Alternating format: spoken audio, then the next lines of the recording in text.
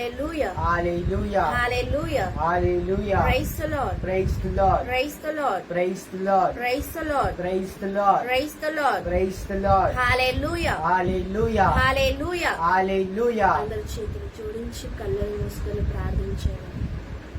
పితా పుత్ర పవిత్రాత్మ నామమున ఆమేన్.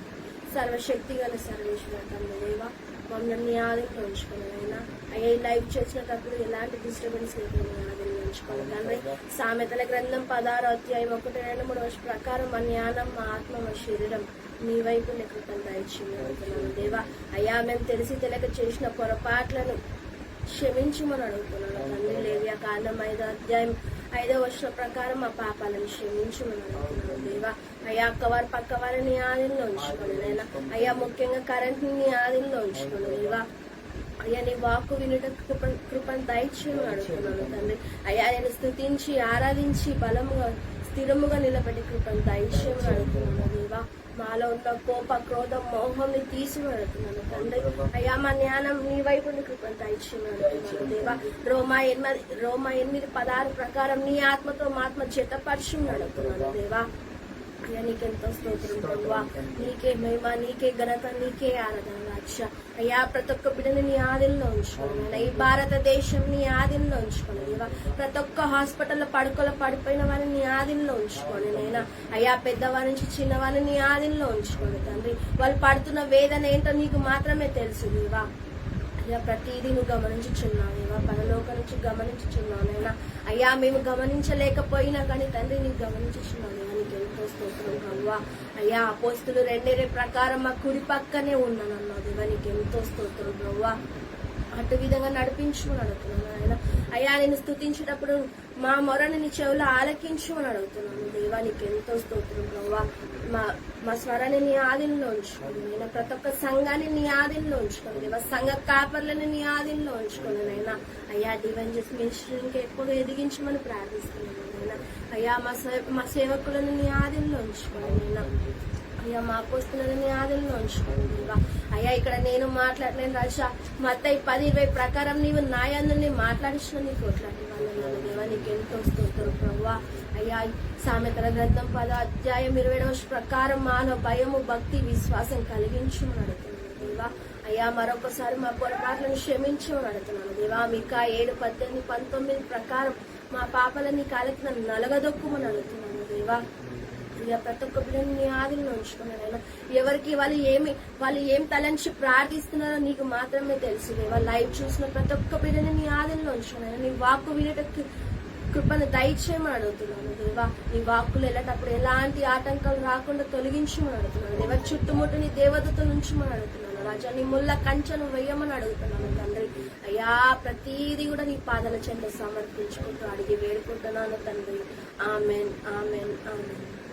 Praise the Lord. Praise the Lord. Praise the Lord. Praise the Lord. Praise the Lord. Praise the Lord. Hallelujah. Hallelujah. Hallelujah. Hallelujah. Praise the Lord. Praise the Lord. Praise the Lord. Praise the Lord. Praise the Lord. Praise the Lord. Praise the Lord.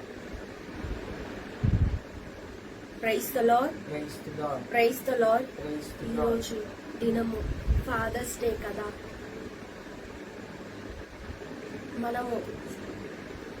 మనం fathers day చేసుకుంటున్నాం. సత్యమైన fathers day ఏంటంటే మన దేవుడు ప్రియ సోదరి సహోదరులారా, ఆయనకి చెప్పుకున్నాం మనం హ్యాపీ ఫాదర్స్ డే అని చెప్పేసి. మనం ఏం చేస్తున్నాం, స్టేటస్ లో, ఫేస్బుక్ లో, ఇవన్నిట్లో కూడా మన డాడీ వాళ్ళ ఫొటోస్ అందరు వేసుకొని హ్యాపీ ఫాదర్స్ డే అని చెప్తున్నాం. నిన్ను ఎల్లకాలంగా దేవుడు చూస్తున్నాడు కదా. చూస్తున్నాడంటే ఎవరు చూస్తున్నారు ప్రియ సోదరి సహోదరులారా? దేవుడే కదా నేను చూసేది. ఆయనకి ముందు చెప్పిన తర్వాతనే ఇతరులకు చెప్పాలి ప్రియ సోదరి సహోదరులారా. Single praise the Lord. Praise the Lord. Praise the Lord. Praise the Lord. Hallelujah. ఆయనకి చెప్పుకుందాం ప్రియ సోదరి సహోదరులారా. హ్యాపీ ఫాదర్స్ డే దేవా. హ్యాపీ ఫాదర్స్ డే నైనా అయ్యా మమ్మల్ని నీ ఆధీనంలో ఉంచుకోండి దేవా. ఎంతో మంది హ్యాపీ ఫాదర్స్ డే సెలబ్రేషన్ చేసుకుంటున్నారు దేవా. అయ్యా నీ సన్నిధిలో మేము హ్యాపీ ఫాదర్స్ డే చేసుకోవాలని ప్రార్థిస్తున్నాను నైనా. అయ్యా సత్యమైన దేవుడవు నీవే తండ్రి. అయ్యా తల్లిదండ్రులు వదిలివేసిన అక్కని నీవు వదిలివేనని చెప్పినావు దేవా. అయ్యా నీ చేయి పట్టుకొని నడిపించిందో అని నీకు ఎంతో స్తోత్రం ప్రభువా.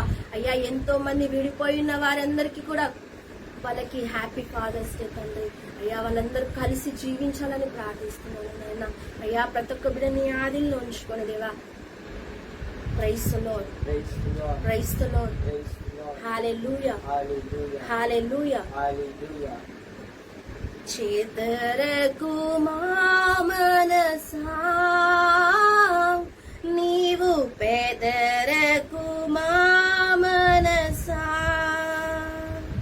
చేదరకు మా మనసా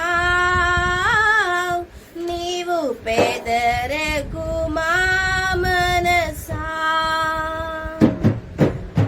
మారేని శ్రీక్రీస్తు నీ తోడుగనుందా. మారేని శ్రీక్రీస్తు నీ తోడుగనుందా.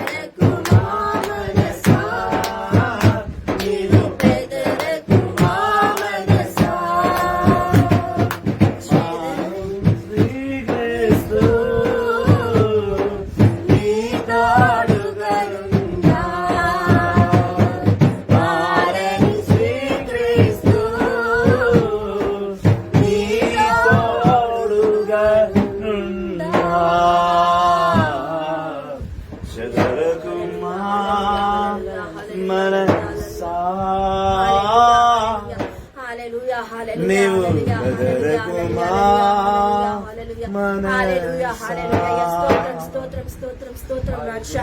అయ్యా అయ్యా మా పొరపాటును క్షమించమని అడుగుతున్నాను నైనా. నీ వాక్కు వినలేకపోతున్నాను దేవా. చెడు మాటలు వినున్నాం రాజా, మమ్మల్ని క్షమించమని అడుగుతున్నాను తండ్రి. అయ్యా మా చెవులు మార్కు సువార్త 4:9 ప్రకారం మా చెవులు శ్రద్ధగా వినే కృపను దయచేయమని అడుగుతున్నాను తండ్రి. అయ్యా లూకా సువార్త 4:18 ప్రకారం నీ సేవకై ఎన్నుకున్నావు రాజా.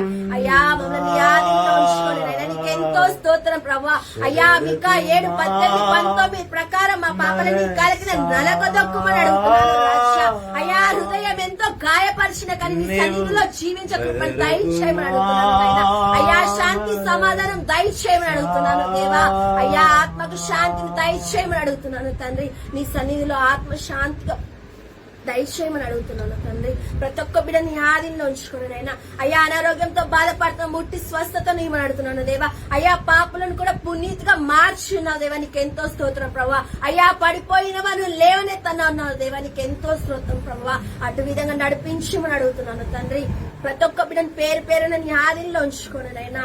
అయ్యా ఎజికల్ చాప్టర్ 2:5 అన్నావు దేవా, నేను స్తుతించి ఆరాధించి నీ వాక్కులో జీవించాలని చెప్తున్నాను నేను. అటు విధంగా నడిపించమని అడుగుతున్నాను నాయన. అయ్యా ప్రతి ఒక్క బిడ్డ మారు మనసు పొందే కృపను దయచేయమని అడుగుతున్నాను నాయన. వాళ్ళ వేదన ఏంటో నీకు మాత్రమే తెలుసు దేవా. అయ్యా నువ్వు పైవేషాన్ని చూడవు నైనా, హృదయంతరందం చూస్తున్నావు దేవా, నీకు ఎంతో స్తోత్రం ప్రభా. అయ్యా మా దేహం నీ ఆలయమని చెప్పినావు నైనా. అటు విధంగా నడిపించమని అడుగుతున్నాను నైనా. నీకు వ్యతిరేకంగా వెళ్ళిపోయి ఉన్నట్టయితే క్షమించమని అడుగుతున్నాను దేవా. నీ వాక్కు వినలేకపోతున్నాను నైనా, నీ ఆలయంకి వెళ్ళలేకపోతున్నాము రాజా. అయ్యా నీ వాక్కు ఏంటో తెలిసి కూడా పొరపాటుగా చేస్తున్నాము రాజా. అయ్యా మమ్మల్ని క్షమించమని అడిగి వేడుకుంటున్నాను తండ్రి. Amen amen amen. Praise the Lord, praise the Lord. పరలోకమందు మా యొక్క తండ్రి, నీ నామం పూజింపబడుగాక, నీ రాజ్యం వచ్చునుగాక, మీ చిత్తం పరలోకమందు నెరవేరినట్టు భూలోకమందు నెరవేరునుగాక. నానాటికి కావాల్సిన మానవం నేటికి ఇవ్వండి, మా వారు మేము మన్నించినట్టు మా అప్పులను మీరు మన్నించండి, మనుశోధనని ప్రవేశినిగా కీలను రక్షించండి. ఆమెన్. దేవరప్రసాదం చేత నిన్న మరియమ్మ వందనము. ఏలిన వారు మీతో ఉన్నారు, స్త్రీలలో ఆశించిన వారు మీరే, మీ గర్భఫలమందు చేసి వాసించినారగని.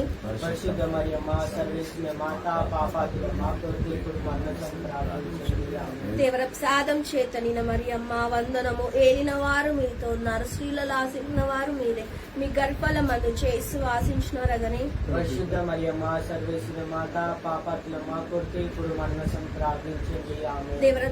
చైతన్య మరియమ్మ వందనము. ఏలిన వారు మీతో ఉన్నారు, స్త్రీలలో ఆశించిన వారు మీరే, మీ గర్భఫలమందు చేసి వాసించినారగని. పరిశుద్ధ మరియమ్మ సర్వేశ్వర మాత పాపాత్మ మా కొరకు ఇప్పుడు మరణం ప్రార్థించండి. ఆమేన్. పితా పుత్ర పవిత్రాత్మకు మహిమ కలుగునుగాక, ఆదిలో కలిగినట్టు ఇప్పుడు ఎప్పుడు సదాకాలం కలుగునుగాక. ఓ నా యేసువా పాపాత్మ పాపం క్షమించి మన నరకం నుండి కాపాడండి, ఎవరికి అవసరమో మోక్షదాన్ని చేర్చండి. Amen. Praise the Lord. Praise the Lord. Praise the Lord. Praise the Lord. Hallelujah. Hallelujah. Praise the Lord. Praise the Lord. మరొకసారి అందరికి నా తరఫున హ్యాపీ ఫాదర్స్ డే ప్రియ సహోదరి సహోదరులారా. Praise the Lord. Praise the Lord. Praise the Lord. Praise the Lord. Praise the Lord. Praise the Lord. Praise the Lord. Praise the Lord. Praise the Lord. Hallelujah. Hallelujah. Hallelujah. Hallelujah. Praise the Lord. Praise the Lord. యేసువా వందనం. యేసువా వందనం. యేసువా స్తోత్రం. యేసువా స్తోత్రం. ఆత్మదేవా వందనం. ఆత్మదేవా వందనం. ఆత్మదేవా స్తోత్రం. ఆత్మదేవా స్తోత్రం. పరిశుద్ధాత్మదేవా వందనం. పరిశుద్ధాత్మదేవా వందనం. పరిశుద్ధాత్మదేవా స్తోత్రం. పరిశుద్ధాత్మదేవా Praise the Lord. Praise the Lord. Praise the Lord. Praise the Lord. దైవజనమా, క్రీస్తుని సంగమా, యేసుని అపారమైన కృప, ప్రేమ, ఆయన గొప్ప సన్నిధిలో జీవించిన నా ప్రియ సహోదరి సోదరులారా, ఈరోజు దైవ వాక్కులో మనము దేవుడి ద్వారా దేవుడితో విన్నపించి నేను ఎన్నుకున్న అంశం ఏంటంటే,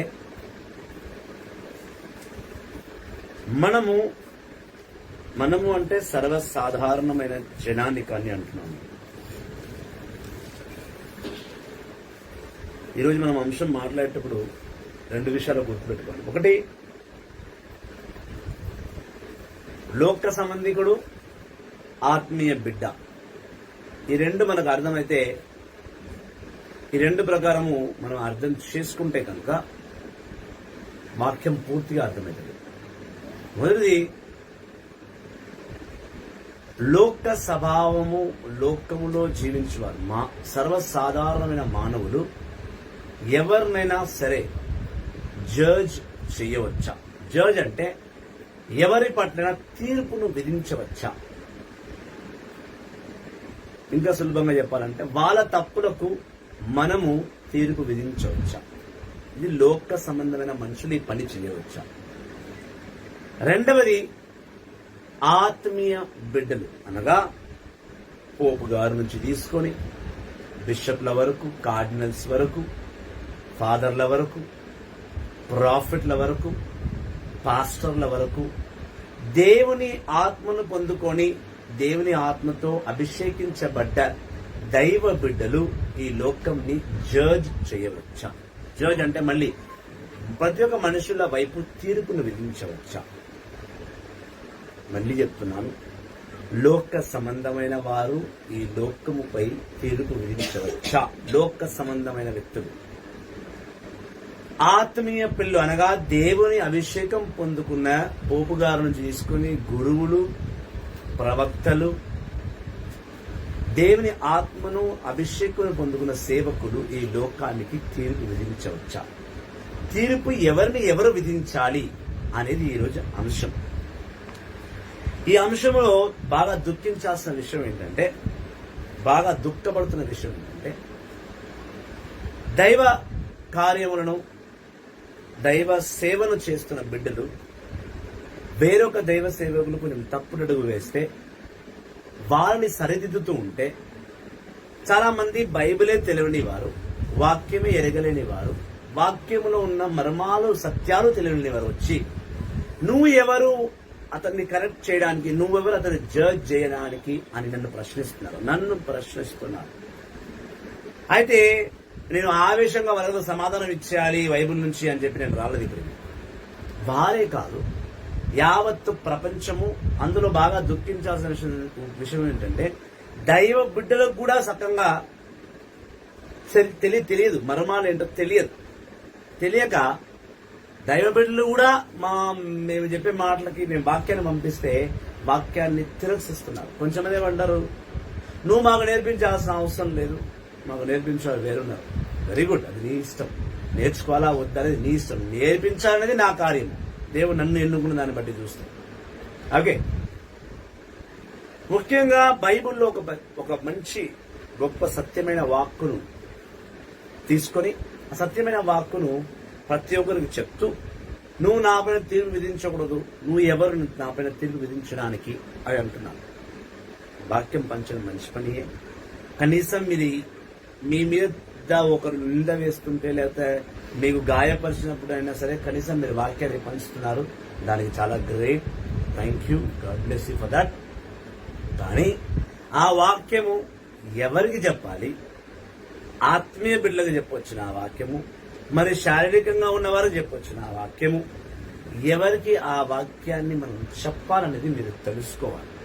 అది తెలుసుకోక ఎవరిని పడితే వారిని ఏదో ఒక మాటతోటి ఇబ్బంది పెడుతున్నారు. ముఖ్యంగా దైవ బిడ్డలను మీరు తప్పుగా మాట్లాడుతున్నారు. అది కరెక్ట్ కాదు. మేము మీ తప్పుడు మాటలను, మీ బెదిరింపులు, లేకపోతే మీ అరుపులు, లేకపోతే మీ కమెంట్స్ నేను స్వీకరించడానికి సిద్ధంగా ఉన్నాను. నేనైతే సిద్ధంగా ఉన్నా. కానీ నేను సిద్ధపడుతున్నప్పుడు నువ్వు నేను నేర్చుకోవాలి, నీకు నేర్పించాలనేది కూడా నేను నేర్పిస్తే నువ్వు దానికి, నేను ఎలా నీ కమెంట్స్ స్వీకరించానో నా నేర్పును స్వీకరించే ప్రేమ, గౌరవం, మర్యాద నీకు ఉండాలి.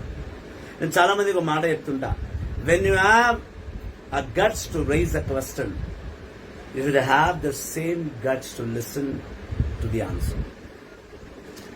जब सवाल उठाने की ताकत रखते हो तो जवाब सुनने की भी ताकत रखते जाओ.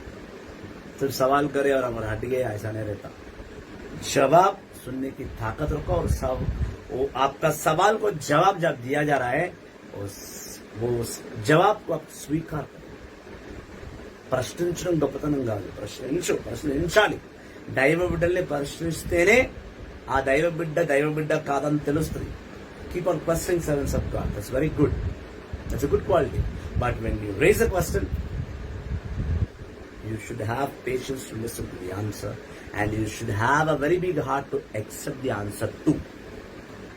ప్రశ్నించడమే కాదు, జవాబు వినే దమ్ము ధైర్యం కూడా మన దగ్గర ఉండాలి. ఓర్పు సహనం కూడా ఉండాలి. సో ప్రశ్న ఏంటంటే, నువ్వు ఎవరిని తీర్పు విధించడానికి అని మీరు అడుగుతున్నారు. ఎవరిని తీర్పు విధించాలి, ఎవరు తీర్పు విధించొద్దు. మీరు ఏ వాక్యాన్ని పంపిస్తున్నారో నాకు ఆ వాక్యాన్ని మీకు తిరిగి బోధించబోతున్నాను. మత్తయి సువార్త 7వ అధ్యాయము 1 నుండి 5వ వచనం. మత్తయి సువార్త, Matthew's Gospel, chapter 7, verses 1 to 5.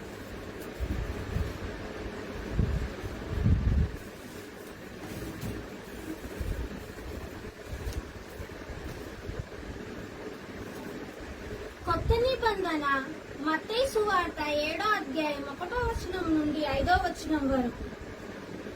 పరులను గురించి మీరు తీర్పు చెప్పకూడదు, అప్పుడు మిమ్ము గురించి అట్లే తీర్పు చెప్పబడుదురు. ఎందుకనగా మీరు పరులను గురించి తీర్పు చేసినట్లే మీకును తీర్పు చేయబడును. మీరు మీ కొలతలతో కొలచదరో, ఏ కొలతలతో కొలచదరో ఆ కొలతలతోనే మీకును కొలవబడుదును. నీ కంటిలోని దూలమును గమనింపక నీ సోదరుని కంటిలోని నలసును వేలెత్తి చూపదవెలా? నీ కంటిలోని నలసును తీసివేయనిమ్ము అని సోదరుని ఎటులా అడగగలవు? నీ కంటిలోని దూలమున్నది కదా. కపట భక్తుడా, ముందుగా నీ కంటిలోని దూలమును తీసివేయనిమ్ము, అప్పుడు నీ సోదరుని కంటిలోని నలసును తీసివేయుటకు నీ చూపు సపష్టమా అగును. ఇది సర్వేశ్వరుని యథార్థమైన సత్యము. This is the word of the Lord. Thanks. దైవ బిడ్డలారా, మత్తయి సువార్త 7వ అధ్యాయంలో 1 నుంచి 5వ వచనంలో యేసు ప్రభువు తన శిష్యులతో అక్కడున్న జన సమూహంతో చెప్తున్న మాట ఇది. అని ఏమన్నాడంటే, నీవు ఇతరులకు తీర్పును విధించకు. ఒకవేళ ఇతరుల తీర్పు విధిస్తే అదే తీర్పు నీ మీద కూడా విధించబడుతుంది. ఈ మాట వాస్తవం. అయితే దేవుడు ఈ మాటను ఎవరితో చెప్తున్నాడు? ఆయన ప్రసంగాల్లో సర్వసాధారణ బిడ్డలు, సర్వసాధారణ భక్తులతో ఆయన చెప్తున్న మాట ఇది. ఎక్కడ కూడా గురువులకు, బోధకులకు, ప్రవక్తలకు, సేవకులకు ఆయన చెప్పట్లేదు ఈ మాట. అక్కడ 12 మంది శిష్యులు కూడా కూర్చున్నారు. ఆ 12 మందికి కూడా వర్తిస్తుంది ఈ మాట. ఎందుకు వర్తిస్తుంది అంటే, ఆ 12 మంది కూడా అప్పుడే ఎన్నో విషయాలు నేర్చుకున్నారు. వాళ్ళు అప్పటికి దేవుని ద్వారా అభిషేకింపబడి దేవుని ప్రవక్తగా, దేవుని బిడ్డగా వాళ్ళు ఇంకా ఎన్నుకోబడలేదు. ఆ 12 మంది కూడా వాళ్ళు ఇంకా విశ్వాసులుగానే ఎదుగుతున్నారు. ఆ ఎదుగుతున్న సమయంలో ఆ 12 సేవకులు కూడా అది వర్తిస్తుంది ఈ మాట. ఏమని? నువ్వు ఇతరులను తీర్పు విధించకు. ఒకవేళ ఇతరులను తీర్పు విధిస్తే ఆ తీర్పు నీపై కూడా విధించబడుతుంది అన్నాడు ఆయన. అంటూనే కింద ఇంకో మాట అన్నాడు. 2వ వచనం అన్నాడు, నీవు ఎలా ఇతరులను తీర్పు విధిస్తావో దేవుడు కూడా నేను అలాగే అదే తీర్పును నీపైన కూడా విధిస్తాడు. 3వ వచనం చదమ్మా. కొత్త నిబంధన మత్తయి సువార్త 7వ అధ్యాయం 3వ వచనము. నీ కంటిలోని దూలమును గమనింపక నీ సోదరుని కంటిలోని నలసును వేలెత్తి చూపదవెలా అని ఏమన్నాడు? ముందు నీ కంటిలోని ఊసును తీసుకున్న తర్వాత నీ తమ్ముడు కంటిలోని ఊసు తీయడానికి పో. దీని అర్థం ఏంటంటే, ముందు నువ్వు చక్కగా ఉండు.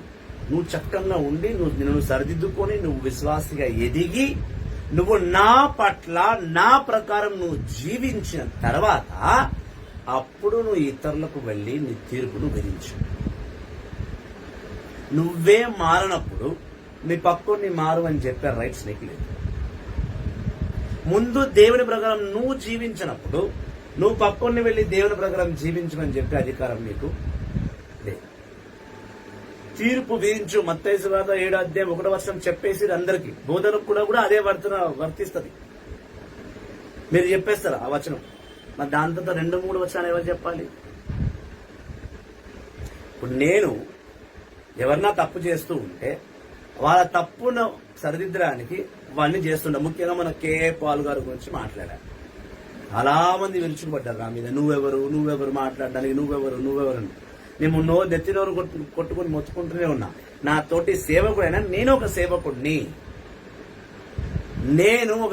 నేను పొలిటిషియన్ లో పోవట్లేదు, పాలిటిక్స్ లో నేను పోవట్లేదు, పోను కూడా. సో నేను నా సేవకుని పోనివ్వకుండా చూసుకుంటాను అని నేను చెప్తున్నా అంటున్నా.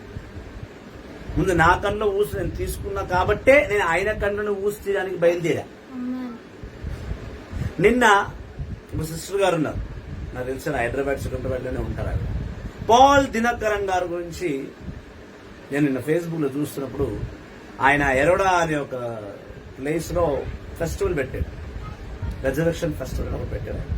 అందులో అందరూ కూడా వాళ్ళ ఫ్యామిలీ మెంబర్స్ ప్రతి ఒక్కరు, పాల్ దినకరన్ గారు, స్టెల్లా దినకరన్ గారు, వాళ్ళ తల్లి గారు, వాళ్ళ భార్య గారు, వాళ్ళ కొడుకు, వాళ్ళ కూతురు, అందులో ఒక చిన్న కూతురు ఉంది, ఒక ఆమె, వాళ్ళ చిన్న డాటర్.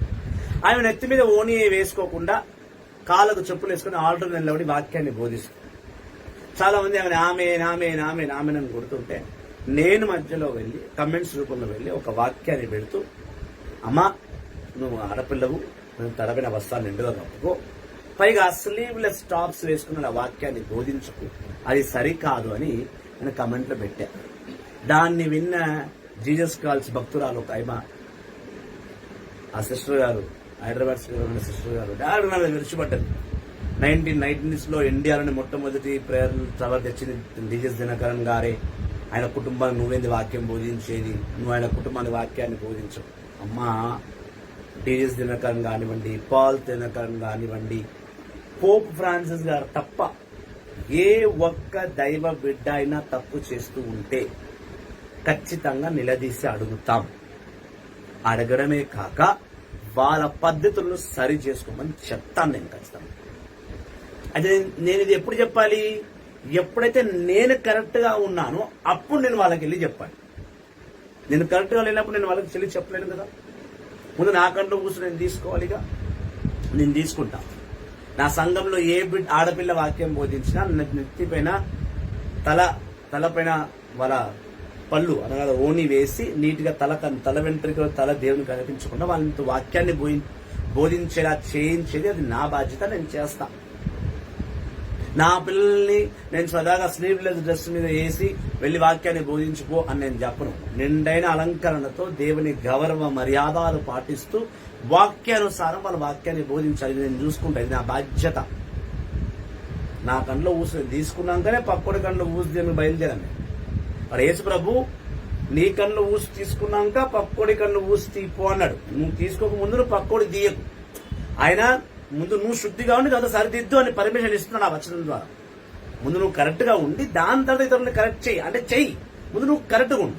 సో నేను కరెక్ట్ గా ఉన్నా, అందుకే వాళ్ళని కరెక్ట్ చేయడానికి బయలుదేరినా. అక్కడ డీజెస్ పాల్ తినకైతే ఆయన దేవుడా, నాలా ఆయన కూడా తోటి సేవకుడు. ఆయన సీనియరు, నేను జూనియరు. ఆయన పెద్ద వేదికల మీద డబ్బులు ఉన్నాయి, దేవుడు ఇచ్చాడు ఆయనకి.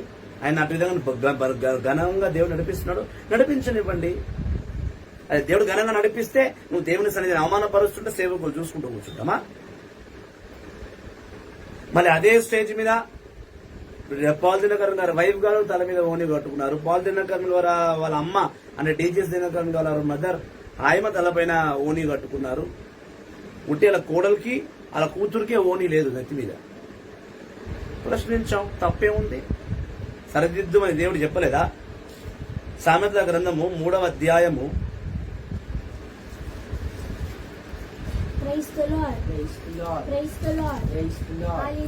సామెతల గ్రంథం 3వ అధ్యాయం 11వ వచనం. పాత నిబంధన సామెతల గ్రంథము 3వ అధ్యాయం 11వ వచనం. కుమారా, ప్రభు క్రమశిక్షను తుణీకరింపకుము. కుమారా, కుమార్తె, దేవుడు నువ్వు క్రమశిక్షణలో పెట్టేటప్పుడు ఆ క్రమశిక్షను తోసి పెట్టకు. In English is very clearly written, When the Lord corrects you, my son, pay close attention and take it as a warning. Take it as a warning. నిన్నెవరో సరిదిద్దుతున్నారు అంటే దేవుడు నిన్ను సరిదిద్దుతున్నాడు. ఒక దైవ బిడ్డ వచ్చి మరో దైవ బిడ్డను సరిదిద్దుతున్నాడు అంటే నువ్వేంద్ర నాకు చెప్పేది, నువ్వేంది వాళ్ళకు నేర్పించేది కాదు, నువ్వు చెప్పాల్సింది. అక్కడ తప్పు కనపడ్డప్పుడు తప్పుని తప్పుగా అవునని చూడు, లేదా తప్పుని ఎవరైతే ఏదైతే చూపిస్తున్నాడో వాడు సరిగా ఉన్నాడో లేదా చూడు. నేను కాదు నీ మీద తీర్పు విధించేది, నువ్వు నా మీద తీర్పు విధిస్తున్నావు. నువ్వు ఎట్లాంటి తీర్పు విధిస్తున్నావు అంటే నువ్వు చెప్పక వాక్యం, నువ్వు బోధించం, నీకు అవసరం లేదు, నువ్వు ఎవరు అంటున్నావు. ఒక దైవ బిడ్డను పట్టుకుని ఎవరని అంటున్నావు, నువ్వే పాపంలో పడుతున్నావు. నానా నేను పడును. ఒక దైవ బిడ్డను పట్టుకుని నువ్వు వాక్యాన్ని పెట్టకు అంటున్నావు. నువ్వే నాకు వాక్యం వద్దన్నావు. వాక్యం ఫాదర్ బోధిస్తే ఏంది, బోధకుడు బోధిస్తే ఏంది. బైబిల్లో నీకు నాలెడ్జ్ లేదు తల్లి, నీకు పూర్తి నాలెడ్జ్ లేదమ్మా. బైబిల్లో మొట్టమొదటి దేవుడు ప్రవక్తను ఎన్నుకున్నాడు, ఫాదర్ని ఎన్నుకోలా. బైబిల్లో మొట్టమొదటి ప్రవక్త అబ్రహాము, ఆదికాండం 20వ అధ్యాయం. దేవుడు అప్పుడు గురువుల్ని ఎన్నుకున్నాడు. నిర్గమకాండం వచ్చేసరికి ఇప్పుడు నువ్వు ఇట్లాంటి మాటలు మాట్లాడితే గూగుల్ సెర్చ్ చేసి ఒక వాక్యం చెప్పుతావు. నువ్వు ఏం చెప్తావు అని అంటే ఆదికాండం 18వ అధ్యాయంలో ఒక రాజు ఉండేవాడు, మెలికబెజై, ఆయన రాజు పేరు. ఆయన కూడా గురువుగా ఉండేవాడు. ఆయన గురువుగా గుర్తింపు పొందలా. దేవుడు గురువుని ఎన్నుకున్నది ఆరోను వంశంతో. నిర్గమకాండం 7వ అధ్యాయం చూస్తే 3వ అధ్యాయం 7వ వచనం. నిర్గమకాండం 7వ అధ్యాయం. నాకు రాదు అని కాదు వాక్యం, మామూలు అలర్ట్ గా ఉన్నారా లేదా. ఆరోన్ ఎక్కడ ప్రవక్త? నిర్గమకాండంలో నిర్గమకాండం 7వ అధ్యాయంలో ఆరోన్ ముందు ప్రవక్తగా ఉన్నాడు. దాని తర్వాత దేవుడు ఆరోన్ ప్రవక్త నుంచి ప్రీస్ట్ గా ప్రమోషన్ ఇచ్చాడు. నీ దృష్టిలో ఫాదర్ గొప్ప కావచ్చు, ఎస్ ఫాదర్లు గొప్పే. ఎవరు ఫాదర్లకు వ్యతిరేకంగా మాట్లాడట్లా, ఎవరు ఫాదర్లకు మాట్లాడరు వ్యతిరేకంగా. నేను అస్సలే మాట్లాడను. కాకపోతే ఫాదర్లే గొప్ప, బ్రదర్లు ఏం లేరు అని అంటే అది తప్పు. ప్రపంచాన్ని ప్రవక్తలు కూడా పాలిస్తున్నారు. ఇప్పుడు మీరు చెప్తున్న డీజెస్ ప్రవక్తనే కదా, ఆయన ఫాదర్ కాదుగా. ప్రవక్తను కూడా గౌరవించుకోవాలి, ఫాదర్ను కూడా గౌరవించుకోవాలి. ఫాదర్ల వాక్యాన్ని కూడా వినాలి, చెప్పే వాక్యాన్ని వినాలి, ప్రవక్తలు చెప్పేది కూడా వినాలి. లేదు నేను నీ మాట వినా, నీ వాక్యం నాకు అవసరం లేదంటే నువ్వు నన్ను తృణీకరించట్లే. You're not rejecting me, you're rejecting God's word. In fact you're sinning. నువ్వు నన్ను సరిదిద్దొద్దు. సరిదిద్దును ఒప్పుకోలేని వారు పెద్ద పిచ్చోలట. వాక్యం చెప్తుంది, నేను చెప్తలే. అదే సామెతల గ్రంథం 3వ అధ్యాయంలో 12వ వచనం చూద్దాం. పాత నిబంధన సామెతల గ్రంథం 3వ అధ్యాయం 12వ వచనం. తండ్రి తనకిష్టమైన వాడిని కుమారుని శిక్షించినట్లే ప్రభు తనను ప్రీతిపాత్రుడైన నరుని చక్కదిద్దు. ఒక తండ్రి తన కొడుకుని ఎలా సరిదిద్దుకుంటాడో యెహోవా తండ్రి తన పిల్లలు అందరూ, మనం అందరం ఆయన పిల్లలే, మనల్ని ఆయన సరిదిద్దుతున్నాడు. ఆ సరిదిద్దు తత్వాన్ని ఒప్పుకోవాలి. God is correcting us and we have to accept his correction. Instead of rejecting, try to accept and try to correct yourself. That's what the verse says in Proverbs chapter 3 verse 12 and 13 says very clear more thing. పాత నిబంధన సామెతల గ్రంథం 3వ అధ్యాయం 13వ వచనం. జ్ఞానమును అర్జించువాడు ధన్యుడు, వివేకమును అలవార్చుకొను వాడు కృతజ్ఞుడు. దేవుడు అంటున్నాడు, ఎవరైనా జ్ఞానాన్ని పొందుకున్నాడు, ఇచ్చిన జ్ఞానాన్ని పొందుకున్నాడో వాడు బుద్ధి గలవాడు, వాడు జ్ఞాని. Those who accept correction, those who accept the teachings from the Bible is a more wise and understanding person. And you're rejecting it and you call yourself you are understandable. How, child? It's not correct, mummy. Try to listen. Don't listen to preachers if you don't like them. Listen to the word. The verse which I sent you, read on that word and judge. Judge on that word of God is correct or not. Directly, I don't want to listen to you. You may have any personal grudge with me or any enmity with me. You may have, but I don't have any grudge or enmity with you. I feel you are my sister. I feel you are my brother. I feel you are my child. And it's my work to teach. I'll be keep on teaching you. The most you reject me, the most I'll be teaching you. You may block me from the Facebook account. I will not block you at all. Praise the Lord. Praise the Lord. Praise the Lord. Try to understand the difference between the truth and the untruth. Please. Accept the correction from the Lord. దేవుడు సరిదిద్దుతున్నప్పుడు నేర్చుకోమ్మా. నేర్పించడానికి దేవుడు నిన్ను పంపించాడేమో, అది ఒప్పుకోవా? నువ్వు అభిషేకించినవాడు కాదు. నువ్వు ఎలా చెప్పగలుగుతావు తల్లి నేను అభిషేకించబడ్డవాడిని కాదని? చెప్తే చెప్పినవులే, నన్ను ఒప్పుకోకు, ప్రాబ్లం లేదు. దేవుని వాక్కును ఒప్పును, నన్ను ఒప్పుకోవాల్సిన అవసరం లేదు. సో దేవుడు మత్తయి సువార్త 7వ అధ్యాయంలో మీరు చెప్తున్న వాక్యం ఏంటంటే, నువ్వు తీర్పు విధించు. కానీ ఎప్పుడు విధిస్తావు? ముందు నువ్వు చక్కగా ఉన్నప్పుడు అప్పుడు తీర్పు విధించు. నువ్వు చక్కగా లేనప్పుడు నువ్వు తీర్పు విధించకూడదు, తప్పు. ముందు నువ్వు బాగుండు, దాంతో పక్కోండి బాగున్నట్టు చూసుకో. ముందు నీ కళ్ళు ఊసి తీసుకున్నాక అప్పుడు నీ తమ్ముని కళ్ళు ఊసి తీయడానికి పో. ఇదే మాట యేసుక్రీస్తు ఇదే ఒక సత్యాన్ని ఆయన యాక్షన్ లో ఒకసారి చేసి చూపించాడు. ఇప్పుడు సమరయ స్త్రీని పట్టుకున్నారా? ఎక్కడ పట్టుకున్నారమ్మా? ఏ అధ్యాయం ఏ వస్తుంది చూడరు ప్లీజ్. పట్టుకొని తీసుకొచ్చారు. మోసే ధర్మశాస్త్రం ప్రకారం మేము రాళ్లతో కొట్టాలి అన్నారు. యేసుప్రభు ఏమన్నాడు? రాళ్లతో కొట్టండి, పాత నిబంధనలో ఉంది, కొట్టమని. ఎస్, కాకపోతే ఎవరు ఎత్తుకోవాలి రాయి? పాపమే చేయని వాడు ఎత్తుకోవాలి. కొట్టు, రాయలతో కొట్టాలని రాస్తుంది, నేను కూడా ఒప్పుకుంటా. మా నాన్న, మా తండ్రి, యెహోవా తండ్రి ఆ రిస్ట్రిక్షన్ పెట్టాడు. ఆ విషయం నాకు తెలుసు అని యేసుప్రభు అంటూ నేను ఏమన్నాడు? కొట్టండి, కానీ ఎవరు పాపము చేయని వాడు రాయెత్తు కొట్టాలి. పుణ్యాత్ముడు ఒక పాపత్వం మీద రాయెత్తాడు. నేను ఒకప్పుడు పాపిని. దేవుడు నా పాపాలు క్షమించి 2004లో నన్ను అభిషేకించి 2005లో డివైన్ చేసి మినిస్టర్ అయిన సంఘం నాకు ఇచ్చి దాదాపు 19-20 సంవత్సరాలుగా నన్ను పవిత్రంగా పెడుతూ నా ద్వారా ఎన్నో వాక్యాన్ని బోధిస్తున్నాను. 20 సంవత్సరాలు అయింది నేను ప్రభు సేవలకు వచ్చి. ఇలా చాలా మందిని నేను సరిదిద్దాను. నా అభిషేకానికి ఉన్న వయసు 20 సంవత్సరాలు. ఒక ఆడపిల్లని కంటే 20 సంవత్సరాలు వస్తే పిల్లకి పెళ్లి చేయాలి. ఒక అభిషేకుడు నాకు 20 సంవత్సరాలు వచ్చింది కాబట్టి నేను అభిషేకిస్తాను. ప్రూవ్ నువ్వు చేసుకోవాలి. ముందు నువ్వు ఒప్పుకుంటేనే, అది కూడా నువ్వు ఒప్పుకోకపోతే ప్రాబ్లమే లేదు. We can judge, but when we are correct. When we are not correct, we can't judge. So Paul Dhinakaran గారు ప్రాఫిట్ అని కూతురు చెప్పుకోవాలి కదా, ఆయన తల మీద ఓనియమ్మని చెప్పాలి. చెప్పకపోతే కనీసం అట్లా బోధించేసింది అనుకో, ఆ పోస్ట్ తీసుకొచ్చి ఫేస్బుక్ లో పెట్టకూడదుగా. మరి అదే ప్రేయర్ మీటింగ్ లో అక్కడ ఉన్న అందరు ఆడవాళ్ళు తలపైన వస్త్రాలు కప్పుకున్నారు. మరి అమ్మాయికి వాళ్ళని చూసన్నా ఈమె తల మీద వస్త్రాలు కప్పుకోవాలి. మనం బోధకులము, నేను ఆరాధిస్తున్నాను ప్రభువుని. మరి నా ముందున్న భక్తురాలు వాక్యం తెలిసినట్టుగా తల మీద వస్త్రాలు కప్పుకుంది. మన వాక్యాన్ని బోధిస్తాం, మన ఏమో తలపైన వస్త్రాలు కప్పుకోవాలని ఆ పిల్లకి ఐడియా రావాలిగా, ఆ సిస్టర్ గారికి ఐడియా రావాలిగా. పోనీ ఆమె చిన్నపిల్ల, వాళ్ళ అమ్మని అక్కడే కూర్చున్నారు, వాళ్ళ నాన్నమ్మ అక్కడే కూర్చున్నారు, సరిదిద్దొచ్చు కదా. దీంతో ఏమైందంటే నేను ఎందుకు రియాక్ట్ అయినా చెప్తా ముందు. ఇప్పుడు ఆయమని చూసి ఎవరస్తులు చాలా మంది, అయ్యో సిస్టర్ గారే ఓన్ వేసుకోలే, మనం ఎందుకు ఓన్ వేయాలా? వేయరు. ఆ సిస్టర్ గారే స్లీవ్లెస్ వేసుకుంది, నేను ఇంకా స్లీవ్లెస్ చిన్నగా చేసుకుని నేను కూడా వాక్యం బోధిస్తా అని అడ్డమైన బట్టలన్నీ వేసుకుని వాక్యాన్ని బోధించేస్తున్నాను. దీన్ని చూసి అన్యుడు వీళ్ళదేం దేవుడు రా నాయన, స్టేజ్ మీద నిలబడి అన్ని ఇప్పుకొని బోధిస్తున్నారు. మన పంతుల్లే నయం, మనం ఇమాంలే నయం. ఇది క్రైస్తవ అంత ఫ్యాషనబుల్ వరల్డ్.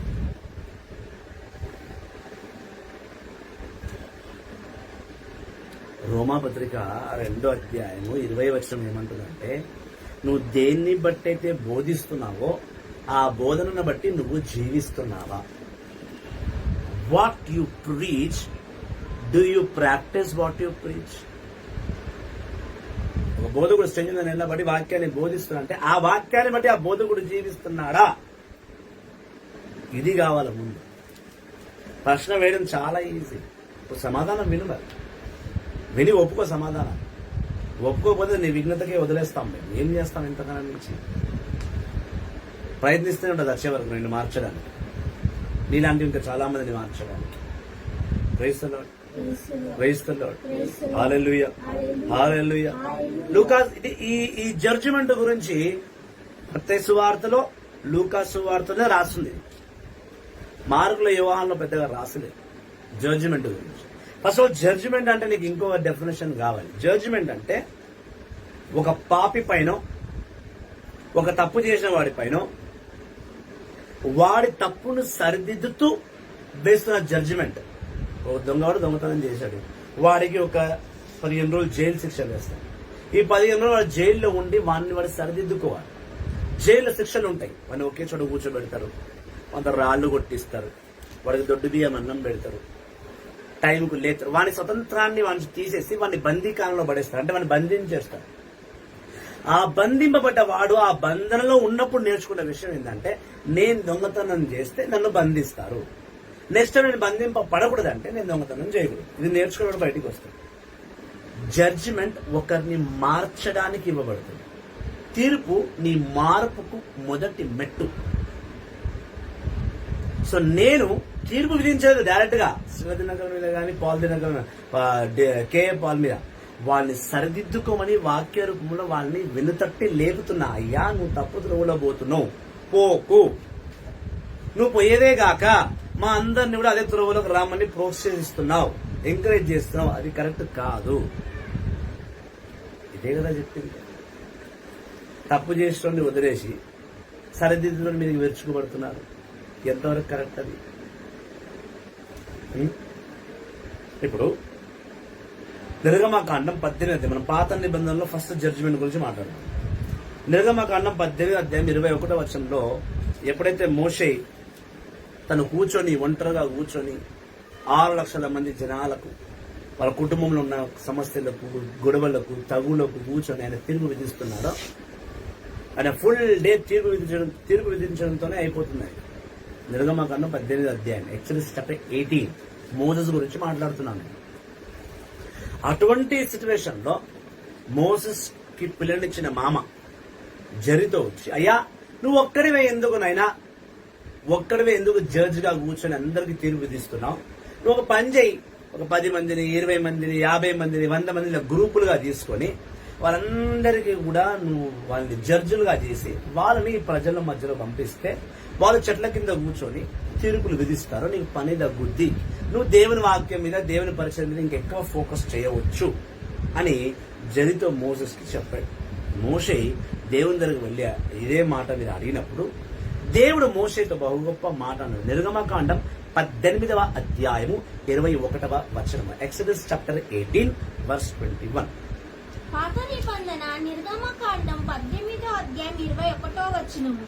ఈ ప్రజలందరిలో సమృద్ధులను, దైవభీతి గల వారిని, విశ్వాసపాత్రులు, లంచగుండలు కాని వారిని ఏరి వారికి నాయకునిగా చెయ్యము. 1000 మందికి, 10 మందికి, 80 మందికి, 10 మందికి ఒకని చొప్పున నాయకుని నిర్ణయింపుము.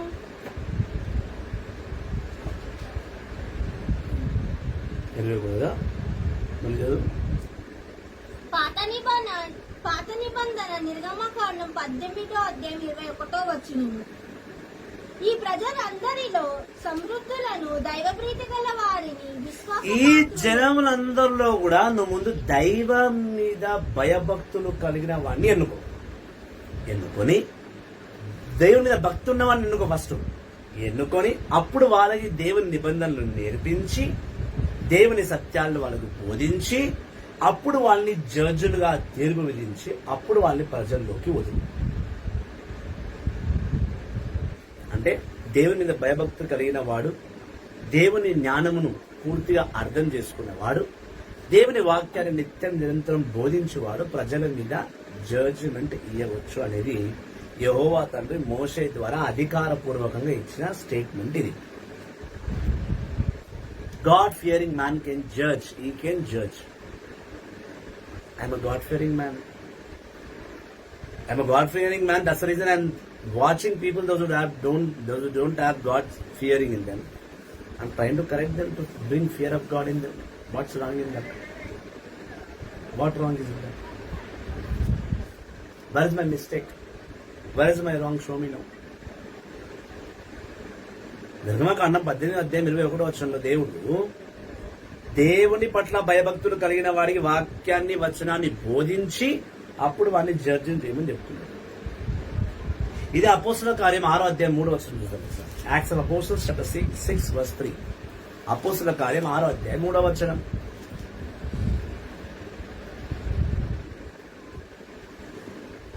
అపోస్తుల కార్యములు 6వ అధ్యాయం 3వ వచనం. కావున సోదరులారా, మీలో పవిత్రాత్మతో నిండిన వారిని, జ్ఞానమును గల వారిని, మంచి పేరు గల వారిని, ఏడుగురిని ఎన్నుకొనుడు. మేము వారికి ఈ పరిచర్య అప్పజెపదము. దేవుని పరిచర్య చేయడానికి, దేవుని పరిచర్య గురించి మాట్లాడుతున్నాడు పౌలు గారు. అపోస్తులు మాట్లాడారు పౌలు గారు. 6వ అధ్యాయం 3వ వచనము. So then there choose 7 men among you who are known by the full of Holy Spirit and wisdom, and we will put in charge of this matter. దేవుని పరిశుద్ధాత్మను పొందుకున్న వాడిని, దేవుని పట్ల భయము భక్తిని కలిగిన వారిని 7 ఎన్నుకొని, ఆ 7 ఒక సభ్యుతులుగా వేసి వాళ్ళ ద్వారా దైవ సమస్యలను పరిష్కరించవచ్చు అనేది అపోస్తలుల నిర్ణయం. అదే విధముగా యోహాను సువార్త 7వ అధ్యాయం 24వ వచనం సార్ చూస్తాం. Praise the Lord. Praise the Lord. Praise the Lord. Praise the Lord. Praise the Lord. Praise the Lord. Praise the Lord. Praise the Lord. Praise the Lord. Praise the Lord. Praise the Lord. Hallelujah. Hallelujah. Hallelujah. Hallelujah. Hallelujah. Hallelujah. Praise the Lord. కొత్త నిబంధన యోహాను సువార్త 7వ అధ్యాయం 24వ వచనము. మీరు పైకి కనిపించు వాటిని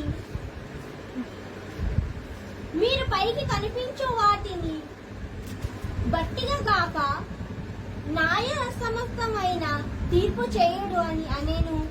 యేసు ప్రభు అన్నాడు, ప్రతి ఒక్కరు తీర్పు విధించడానికి వచ్చేస్తున్నావు. కానీ ఎప్పుడు దేన్ని బట్టి తీర్పు విధిస్తావు? నువ్వు పైవేషాన్ని చూసి తీర్పు విధించవు, వాడి క్యారెక్టర్ని చూసి విధించు. ఒకవైపు ఇలా చెప్తూనే దేవుడి వాక్యం ఇంకోవైపు ఏం చేస్తుందంటే సేవకుల గురించి చెప్తుంది. సేవకుల పైవేషాన్ని బట్టే సేవకులను గుర్తింపు పొందుతాం. అంతరాంగం తెలియకపోయింది. పైవేషం, నువ్వు నీట్ గా ఉన్నావా లేదా, క్లీన్ గా ఉన్నావా లేదా, తలమైన వస్త్రాలు కప్పుకున్నావా లేదా, అందంగా దేవుని బిడ్డగా నువ్వు అలవర్చగలుగుతావా లేదా అనేదే ప్రధానమైన క్వాలిటీగా ప్రజలు ఎన్నుకుంటారు. యేసు ప్రభు యోహాను సువార్త 7వ అధ్యాయం 24వ వచనంలో అంతరంగమును బట్టి నువ్వు తీర్పు విధించన్నావు. నేను వాక్యం పంపించాను, నా కమెంట్స్ పంపించవా? వాక్యాన్ని బట్టి నువ్వు ప్రకటించు, వాక్యాన్ని బట్టి నువ్వు కమెంట్ ఒప్పుకో. అది కేపాల్ విషయం గారిలో కానివ్వండి, లేదా టీజెస్ దినకరన్ గారి విషయంలో, పాలిటీన్ దినకరన్ వాళ్ళ కూతురు విషయంలో కానివ్వండి.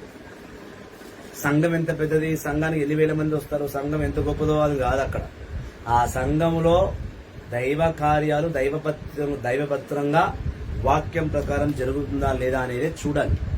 సేవకులు మేము అలా మొంగితే చూస్తాం.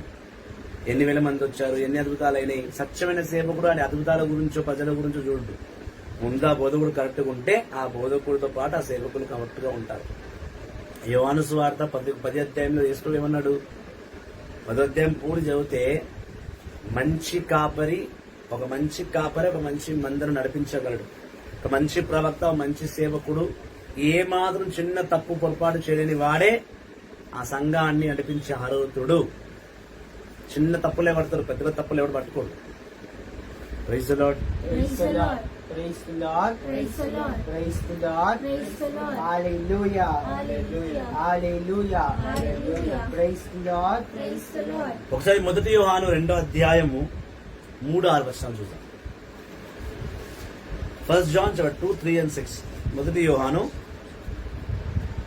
2వ అధ్యాయం 3 నుంచి 6 వచనాలు. 1 యోహాను 2వ అధ్యాయం 3వ వచనం నుండి 6వ వచనం వరకు. దేవుని ఆజ్ఞలకు మనము విధేయులైనచో మనము ఆయనను గ్రహించితిమనుట నిశ్చయము. కాని ఎవరైనాను నేను ఆయనను ఎరుగుదును అనుచు ఆయన ఆజ్ఞలను మీరినచో అట్టివాడు అసత్యవాది, వానిలో నిజము లేదు. కాన ఆయన వాక్కునకు ఎవడు విధేయులగునో అట్టివాడు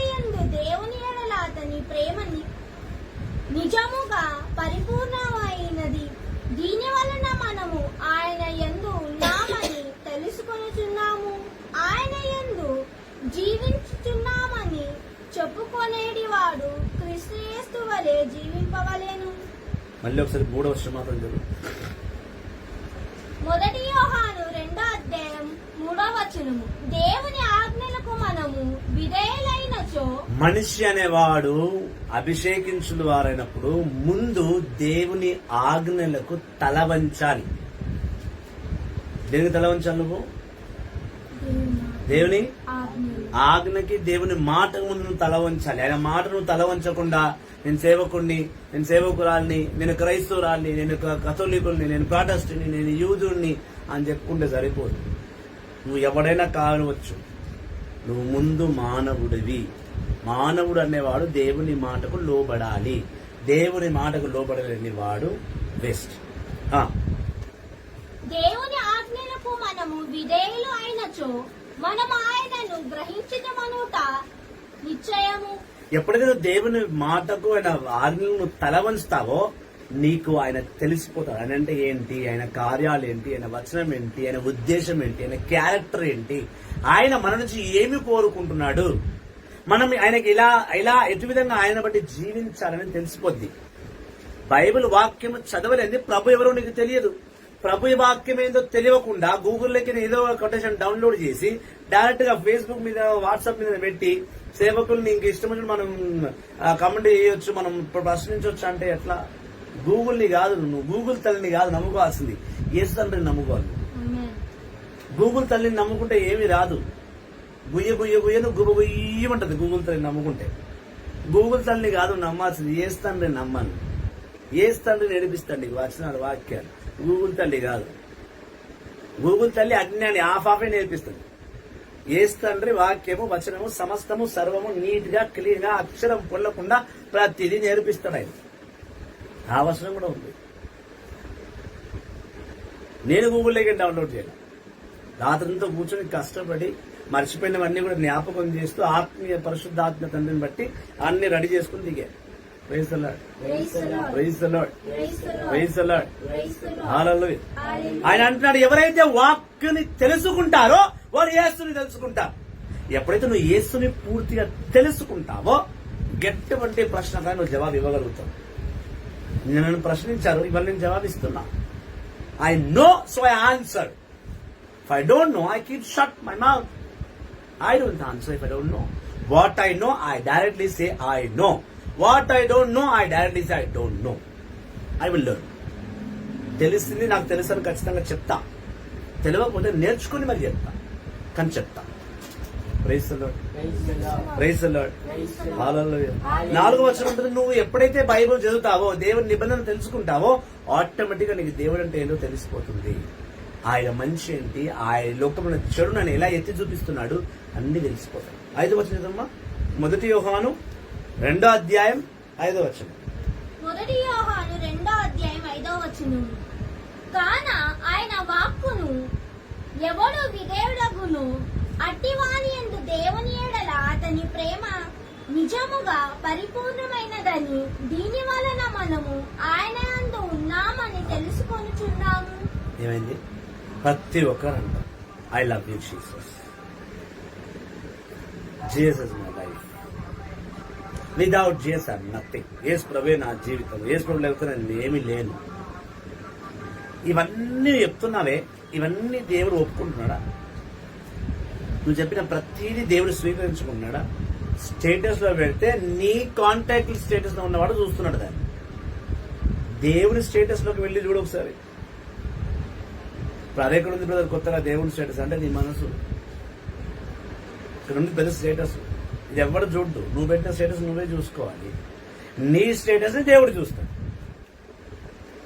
దేవుడు నీ వాట్సాప్ స్టేటస్ చెక్ చేయడు. దేవుడు నీ మంచి స్టేటస్ చెక్ చేస్తాడు, నీ ఆలోచన స్టేటస్ చెక్ చేస్తాడు. దేవుడికి యేసుకి వాట్సాప్ ఏందో కూడా సరైన తెలియదు. అది ఒక ప్రపంచకానికి సంబంధించిన విషయం. ఆత్మీయ తండ్రికి ఆయనకి ఏం అవసరం నీ వాట్సాప్ స్టేటస్? నువ్వు దాంట్లో పెట్టిన నేను కూడా పెట్టిన పొందిన స్టేటస్ పెట్టినాను. అయితే నేను పెట్టిన ఉద్దేశం వేరు. మళ్ళీ నాది యేసు ప్రభువుకు తెలియాలని చెప్పను నేను. అందరూ నన్ను ఈ రోజు హ్యాపీ ఫాదర్స్ డే అని అందరూ నాన్న చచ్చిపోయిన తండ్రిని బతుకున్న తండ్రిని పెట్టి your my hero your my zero అని పెట్టి ఈ రోజు ఒక్కరోజే ఉంటది. రేపు పెట్టమని నిన్నెందుకు పెట్టలే, రేపెందుకు పెట్టరు? ఇవాళ ఎవడెవడు పండుగ మన హ్యాపీ ఫాదర్స్ డే అన్నాడు. నా ఫాదర్ నాకు చేస్తాడు, ఆయన ఎవ్రీడే నా ఫాదర్. నేను ఎవ్రీడే ప్రార్థన, అత్యున్నతమైన తండ్రి నీకే స్తోత్రం అంటాను. నా అత్యున్నతమైన తండ్రి నీకు స్తోత్రం అంట. నాలో సదా సర్వదా నిలిచిపోయి నా తండ్రి నాకు నీకు స్తోత్రం అంట. నేను ఎవ్రీడే ఆయన స్తోత్రం చెప్తూనే ఉంటా. ఎవ్రీడే ఆయన్ని I love you Jesus my daddy I love you అని పెడుతూనే ఉంటా. ఈ రోజు మీరందరూ రోజు పెట్టాలని నేను ఈ రోజు పెట్టిన. నా స్టేటస్ ఎప్పటికైనా రోజు ఖచ్చితంగా వాక్యం ఉంటుంది, ఖచ్చితంగా నా స్టేటస్ లో దేవుని ఫొటోస్ ఉంటాయి. ఎవ్రీడే ఉంటుంది. I love my Jesus daddy everyday, not one day. ఇందాక రాగానే మా పౌరులందరూ మా టీం మెంబర్స్ అందరూ వచ్చిన ఆత్మీయ తండ్రి హ్యాపీ ఫాదర్స్ డే కాలం మీద పడిపోయినారు. అన్ని దొంగ విషయాలు అవన్నీ. మన ఫాదర్ చెప్పింది ఎవడినాడు? దేవుడిదే అంటున్నాడు ఇక్కడ. దేవుడిదే అన్నాడు. 1 యోహాను 2వ అధ్యాయము 5వ వచనం.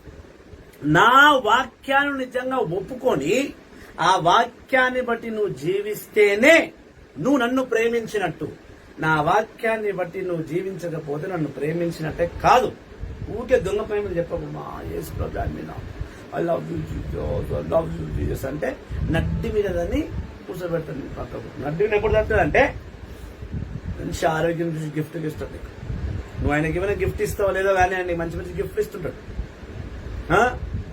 అభిషేకాలు ఇస్తున్న ముందు ఇది నిలుపుకో అమ్మ అని. నువ్వు అభిషేకాన్ని నిలుపుకోలేదు అనుకో, దాంట్లో మంచి మంచి గిఫ్ట్లు ఉంటాయి. షుగర్ అని, బీపీ అని, క్యాన్సర్ అని, ఒంటి గుడి దుర్దేస్తాడు. గోక్కునే ఉండాలి 24 hours. ఇలా చేయని వాడు ఇలా చేసుకుంటూ కూర్చాడు, ఇలా చేయని వాడు ఇలా చేసుకుంటూ కూర్చాడు. రాత్రే మాట్లాడి దేవుడు నాతో ఎందుకు ప్రభా ఈ శిక్ష అంటే ఇట్ట అనలేదు కదా అన్న, అందుకని ఇట్ట అనుకో. నువ్వు పేజీలు తిరిగలేదు కదా నాన్న, చేయడానికి తిరిగేసుకో. హాలూయా, ప్రైజ్ ది లార్డ్. ఎగతాళి సత్యం అదే, సత్యం అదే. నువ్వు ఏడ్చిన సత్యం అదే. సత్యాన్ని నువ్వు కాదనలేవు. నేను తిరిగేసి చూడు మొత్తం ఇది ఆటోమేటిక్గా ఆగిపోద్ది. ఎందుకంటే శరీరం మీద వచ్చే వాక్యం మీదకి వచ్చేసింది అనుకో, శరీరం మీద పోవాల్సిన అవసరంలా ఈజీగా తగ్గిపోతుంది. కాదలేదు.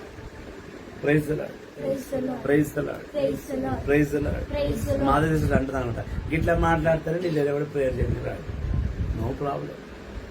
వాళ్ళు రావాలని రావద్దు, ప్రభు వాడిని పంపిస్తే వాళ్ళు రావాలి. హల్లెలూయా, హల్లెలూయా. ఫాదర్స్ డే వాళ్ళందరూ లడ్డూలు పెడ తింటారు. ప్రైజ్ ది లార్డ్ చెప్తారు. ఎవరు తేపిన తినడము? ప్రైజ్ ది లార్డ్, హల్లెలూయా. మిఠాయి పెడ గొంతులు తట్టుకుందా నాయన? ప్రైజ్ ది లార్డ్, హల్లెలూయా, హల్లెలూయా, హల్లెలూయా. నా వాక్కును ఎవడైతే విని పాటిస్తాడో వాని ప్రేమను నేను ఒప్పుకుంటా. ప్రతి ఒక్కరు ఐ లవ్ యూ అంటే సరిపోదు. ఎవరైతే నా వాక్యం లవ్ చేస్తారో నన్ను లవ్ చేసినట్టు, ఎవరైతే నా వాక్యాన్ని బట్టి జీవిస్తారో నాతో జీవించినట్టు, ఎవరైతే నా వాక్యాన్ని బట్టి బ్రతుకుతారో అప్పుడే వాళ్ళ ప్రేమను నేను ఒప్పుకున్నట్టు. మరి ప్రేమను దేవుడు ఒప్పుకుంటా లేదు. ఎందుకు ఒప్పుకోలే? ఎందుకంటే నువ్వు వాక్యాన్ని బోధించు, వాక్యము బోధించు, వాక్యాన్ని బోధించు. బోధిస్తే అడ్డదడ్డంగా బోధిస్తా, వచ్చిన అందుకు బోధిస్తా. అది కూడా ఒప్పుకోడు దేవుడు. Praise the Lord. 6వ వచనం 1 యోహాను 2వ అధ్యాయం 6వ వచనం చూస్తాం. 1 యోహాను 2వ అధ్యాయం 6వ వచనం. ఆయన యందు జీవించుచున్నామని చెప్పుకునే, ఆయన యందు జీవించుచున్నామని చెప్తున్నాము. ఎట్లా జీవిస్తున్నా అంటే నేను గ్రహిస్తున్నావా? నేను యేసుప్రభు బిడ్డను, నేను యేసుప్రభు కూతుర్ని, నేను యేసుప్రభు కొడుకుని. నాకు యేసుప్రభు బాగా తెలుసు. ఎందుకు తెలుసమ్మా అంటే ఏం తెలుసు? పశువులు అక్కడ ఉట్టిండు, సిల్లర్లు చచ్చిండు. రెండే తెలుసు నీకు. యేసుప్రభు గురించి నీకు ఏం తెలుసు అంటే ఏమంటావు? పశువుల పాక December 25th పుట్టిండు. ఎండాకాలం రాగానే శుక్రవారం, పెద్ద శుక్రవారం ఉన్నాడు, ఈస్టర్ రోజు 3 మైకులు చచ్చిండు. పుట్టుక సత్తు రెండో తెలుసు మనకు. మధ్యాహ్నం ఏం చేసిండు, ఆయన ఏం నేర్పించిండు, ఆయన ఏం చేయమని చెప్పిండు, ఆయన సందేశం ఏంది, ఆయన ప్రేమ ఏంది, ఆయన కార్యాలు ఏంది, ఆయన విఘ్నత ఏంది, ఆయన విధేయత ఏంది, ఇవేం మనకు అవసరం లేదు. ఏది మనకి అవసరం లేదు. 25th రోజు వైట్ సూట్ కొంటే ఈస్టర్ రోజు బ్లాక్ సూట్ వేయాల. మన బట్టలు మనం పంచగట్టి షర్ట్ వేస్తే యేసుప్రభు బర్త్డే కూడా మనం పంచగట్టి షర్ట్ వేయాలి. పంచ ముఖ్యము, షర్టు ముఖ్యము. మన నా ప్రభు నుంచి విడిపోయిన 18 సంవత్సరాలు మన ప్రభు గురించి ఈ లోకంకి వచ్చి నేను ఏం చేసినా అది ముఖ్యంగా, అది ముఖ్యం. ఏ హోటల్లో ఏ గుడి ముందు కేక్ కోసడం అనేది ముఖ్యం. దేవుని స్వార్థం ఇతరులకు పంచడం అనేది ముఖ్యం. కేక్ ముక్క పంచడమే ముఖ్యం అని అందరికి కూడా. నువ్వు బర్త్డే అంటే కేక్ అంటే బర్త్డే. అది వాక్యం పంచుతావా? పంచువు. కానీ ఎక్కువ ఏం చెప్తావు? యేసు ప్రభువునే నేను ఉన్నా. పౌలు గారు యోహానుకు మొదటి లేఖంలో చెప్తున్నాను అన్నమాట. ఏమని? అయ్యా, నువ్వు యేసు ప్రభువులో ఉన్నావు అనుకుంటున్నావు, కానీ నిజంగా ఉన్నావా? లేవు. అబద్ధాలు ఆడకు. నేను యేసు ప్రభువులోనే ఉన్నా, కానీ చేసేవన్నీ పాప పనులే. మరి యేసు ప్రభు ఎలా జీవించాడో నువ్వు అలా జీవిస్తున్నావా? అంతే కదమ్మాయి. వచనంలో అర్థం అదేనా? కరెక్ట్గా చెప్తున్నాను నేను. తప్పు చేసి సరిదిద్దక్కను సార్. మళ్ళీ ఒకసారి దేవుని మహిమపరచడానికి 1 యోహాను 2వ అధ్యాయం 6వ వచనం ఒకసారి చదివి. 1 యోహాను 2వ అధ్యాయం 6వ వచనం. ఆయననందు జీవించుచున్నామని, యేసు ప్రభు అందు జీవించుచున్నామని చెప్తున్న మీరంతా యేసుక్రీస్తు వలె జీవింపవలెను. యేసుక్రీస్తు వలె జీవింపవలను. యేసుక్రీస్తు అబద్ధాలు మాట్లాడలా. యేసు ప్రభు ఏ చెట్టు కింద కూర్చున్న కేకులు కట్ చేయలా. యేసు ప్రభు 33 సంవత్సరాలు ఎన్నడూ బర్త్డే చేసుకోలేదు. యేసు ప్రభు బతికిన కాలం అంతా ఊర్లు తిరిగి వాక్యాన్ని బోధించాడు, అద్భుతాలు చేశాడు. 2 రొట్టెల్ని 5,000 రొట్టెలుగా చేశాడు. 2 చేపల్ని 5,000 మందికి పంచాడు. మరి నీ చేతున్న బైబిల్ ఉన్న వాక్యాన్ని కనీసం 5 కన్నా వంచినవా? ప్రశ్నించుకో. ఎవరిని ప్రశ్నించాలి? పక్కోడిని. నువ్వు చేసినవా? నువ్వు చేస్తే నేను కూడా చేస్తాను. అంతని గారు అంతేనండి. హల్లెలూయా. ఆయన అంటూ నిషాదం, నువ్వు ఏం మురిగినా నాకు సంబంధం లేదు కదా. నేను స్టార్టింగ్ ఒక పాట పాడతా, చిన్నప్పుడు ప్రార్థన చేస్తాను. అర్థమైందా? Praise the Lord. సార్ సిరాబుల్ అంటారు, నేను ఆయనతో కూడా ఏం చేసుకుంటూ చేసుకో. హల్లెలూయా. Praise the Lord. ఒకసారి 1 కొరింథీయులకు రాసిన లేఖ 6వ అధ్యాయం చూద్దాం. 1 Corinthians chapter 6. 1 కొరింథీయులకు రాసిన లేఖ 6వ అధ్యాయం 1వ వచనం. మీలో ఎవరికని ఒక సోదరునితో వివాదము తట్టసిద్ధమైనచో దేవుని ప్రజలచే తీర్పు చెప్పుచుండుకొనుటకు బదులు అవినీతి పరుల ఎదుట న్యాయమును కోరుటకు సహసించుచున్న దేవుని ప్రజలలో లోకమునకు తీర్పు తీర్చదని మీకు తెలియదా? కావున లోకముననే మీరు తీర్పు చెప్పవలసి ఉన్నచో చిన్న విషయములలో మీరు తీర్పు తీర్చుటకు మీకు యోగ్యత లేదు. ఒకసారి దేవుని మహిమపరచడం మళ్ళీ చదివితే చాలా మంచిగా ఉంటుంది. 1 కొరింథీయులకు రాసిన లేఖ 6వ అధ్యాయము 1వ వచనము. మీలో ఎవరికని ఒక సోదరునితో వివాదము తట్టసిద్ధమైనచో దేవుని ప్రజలచే తీర్పు చేసుకొనుటకు బదులు అవినీతి పరులు ఎదట న్యాయమును కోరుటకు సహసించుచున్న. ఏమన్నాడైనా? మన కుటుంబంలో, మన క్రైస్తవ సంఘంలో, మన కథోలిక సంఘంలో ఏదైనా గొడవలు అయితే, అన్నతమ్ముల మధ్య గాని సేవకుల మధ్య గొడవ అయితే, నువ్వు డైరెక్ట్ గా వెళ్ళి జడ్జి, కోర్టు, పోలీస్ స్టేషన్ ఎక్కుతున్నావు. వాళ్ళందరూ లంచగుండులు అంటారు. మాక్సిమం అందరు లంచగుండులే ఉంటారు. ఆ లంచగుండ్ల దగ్గరికి వెళ్ళి న్యాయం అడుగుతున్నావు బిచ్చకొండ లెక్క.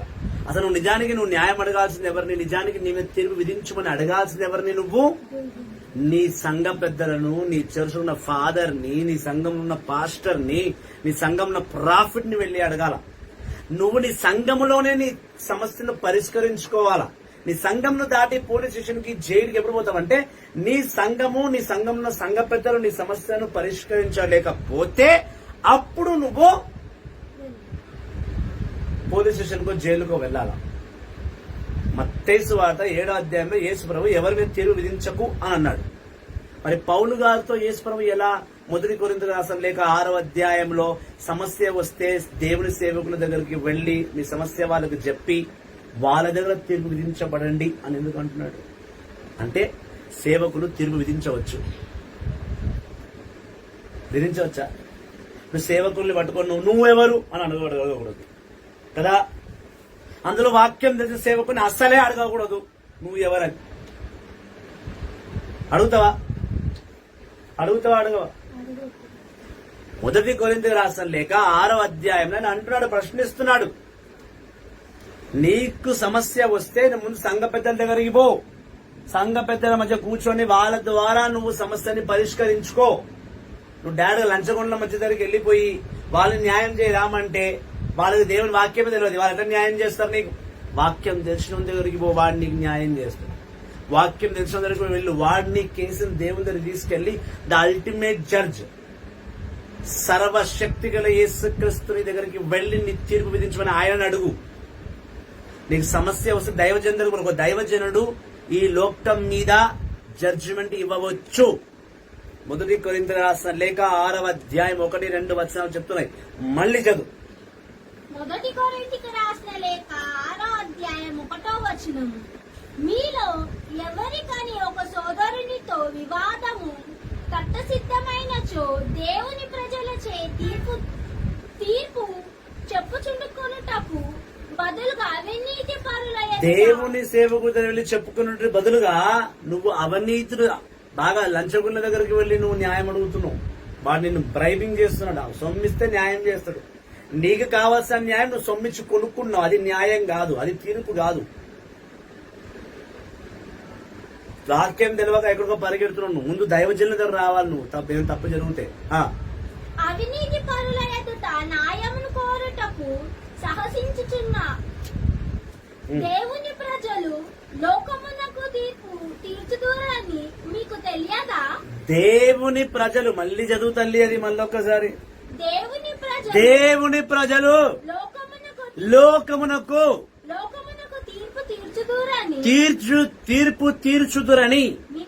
నీకు తెలియదా? తెలియదు కాబట్టి నువ్వు నన్ను అడుగుతున్నావు. నువ్వు ఎవరు తీర్పు చెప్పని కానీ ముందు తెలుసుకో. దైవ బిడ్డలు మరొక దైవ బిడ్డల పైన తీర్పు విధించవచ్చు. I can judge you when you're wrong. I can correct you when you are wrong. I can pull you back to the Lord when you are wrong. I have a right which is given according to 1 Corinthians chapter 6 verse 1 and 2 and 3. I have a right to judge you. I have a right to correct you according to Proverbs chapter 3 verse 11. You cannot say me who the hell you are. I am the person came from heaven, not from the hell. And I am guided by the Holy Spirit, not by the Satan Spirit. So I have a right to judge you, my dear. నేను పరలోక తండ్రి అనుమతిని బట్టి, నేను ఆత్మను బట్టి జీవించేవాడు. నేను నీ మీద తీర్పు విధించవచ్చు, నేను మార్చవచ్చు. వాక్యం నాకు అధికారం ఇచ్చింది. నీకు ఎవడిచ్చాడు అధికారం అంటే సామెతల గ్రంథం 3వ అధ్యాయం 11వ వచనం, 12వ వచనం, 13వ వచనం ఇచ్చింది. మొదటి కొరింథీయులకు రాసిన లేఖ 6వ అధ్యాయం 1, 2, 3 వచనాలు ఇచ్చాయి. మత్తయి సువార్త 7వ అధ్యాయం 1 నుంచి 5 వచనాలకు ఇచ్చాయి. నా కళ్ళలో ఊసి నేను తీసేసుకున్నా, అందుకే నీ కళ్ళలో ఊసి తీయడానికి వస్తున్నా. ఎందుకంటే నీ కళ్ళలో ఊసుని బట్టి నువ్వు ఎక్కడ బోర్లో ఒకరు పడ్డావనుకో మళ్ళీ లేపాల్సింది నేనే. అసలు పడక ముందు నువ్వు కాపాడుతున్నావు, అది అర్థం చేసుకో. నువ్వెవరు అంటే నేను దేవుని బిడ్డనబ్బా, నాకు వాక్యం అధికారం ఇచ్చింది జడ్జ్ చేయడానికి, నేను జడ్జ్ చేస్తాను. Hallelujah, hallelujah, praise the Lord, praise the Lord. అయితే 3వ వచనంలో బహు గొప్ప మాట ఉందంట ఒకటి. ఆ మాట అంటే ఇక మీ నోరు, నిజంగా మీరు క్రైస్తవులు అయితే నోరు బంద్ చేసుకుంటారు. మొదటి కొరింథీయులకు రాసిన లేఖ 6వ అధ్యాయం 3వ వచనం, దేవదూతలకు కూడా మనం తీర్పు తీర్చుదామని మీకు తెలియదా? హల్లెలూయా. అదే ఇంత మంచి మాట నిజమైన సంఘస్థుల మధ్య నేను చెప్తుంటే ఈ పాట వారు జోరుగా అలడి ఆర్చేవారు, చప్పట్లు కొట్టేవారు, దేవుని మహిమపరిచేవారు. మనము సత్యమైన సంఘం కాదు కదా. సేవకులట ఏంజల్స్ ని కూడా జడ్జ్ చేయొచ్చు. దేవదూతల్నే మనము సేవకులం. మనం అంటే నేను వాళ్ళని జడ్జ్ చేయొచ్చు. పౌలు గారు చెప్తున్నమాట. ఎలా జడ్జ్ చేస్తాం మనం? సేవకులు ఏం చేసినట్టు ఆయన దైవ ఏం చేసిన, సైతాన్ గారు ఏం చేసిన, ఈ రెండింటి మధ్యలో ఇంకో ఏంజల్ ఉన్నాడమ్మా, మానవుడు అనే ఏంజల్. చూసినా ఎదుగుతున్న మొక్క అది అప్పుడప్పుడు అలా వికసిస్తుంటారు. హల్లెలూయా. సొమ్మసోలిపోతుంది, సొమ్మసోలిపోతుంది. ఎప్పుడు సొమ్మసోలిపోతుంది? తను అనుకున్నది జరిగినప్పుడు సొమ్మసోలిపోతుంది. ఈ లోకములో యేసుక్రీస్తు ఈ రూపంలో జీవించున్న ప్రతి మానవుడిని జడ్జ్ చేసే అధికారము సేవకుడికి ఉంది. ఏంజిల్ అంటే పరలోకంలో ఏంజిల్ కాదు, ఆయనకి ఎట్లా వెళ్ళి మనం విధిస్తాం కదా. ఈ లోకంలో ఏంజిల్, మానవ రూపంలో ఉన్న ఏంజిల్ నువ్వు, నీ మీద నేను తీర్పును విధించవచ్చు. 4వ వచనమా, అయినాచో ఈ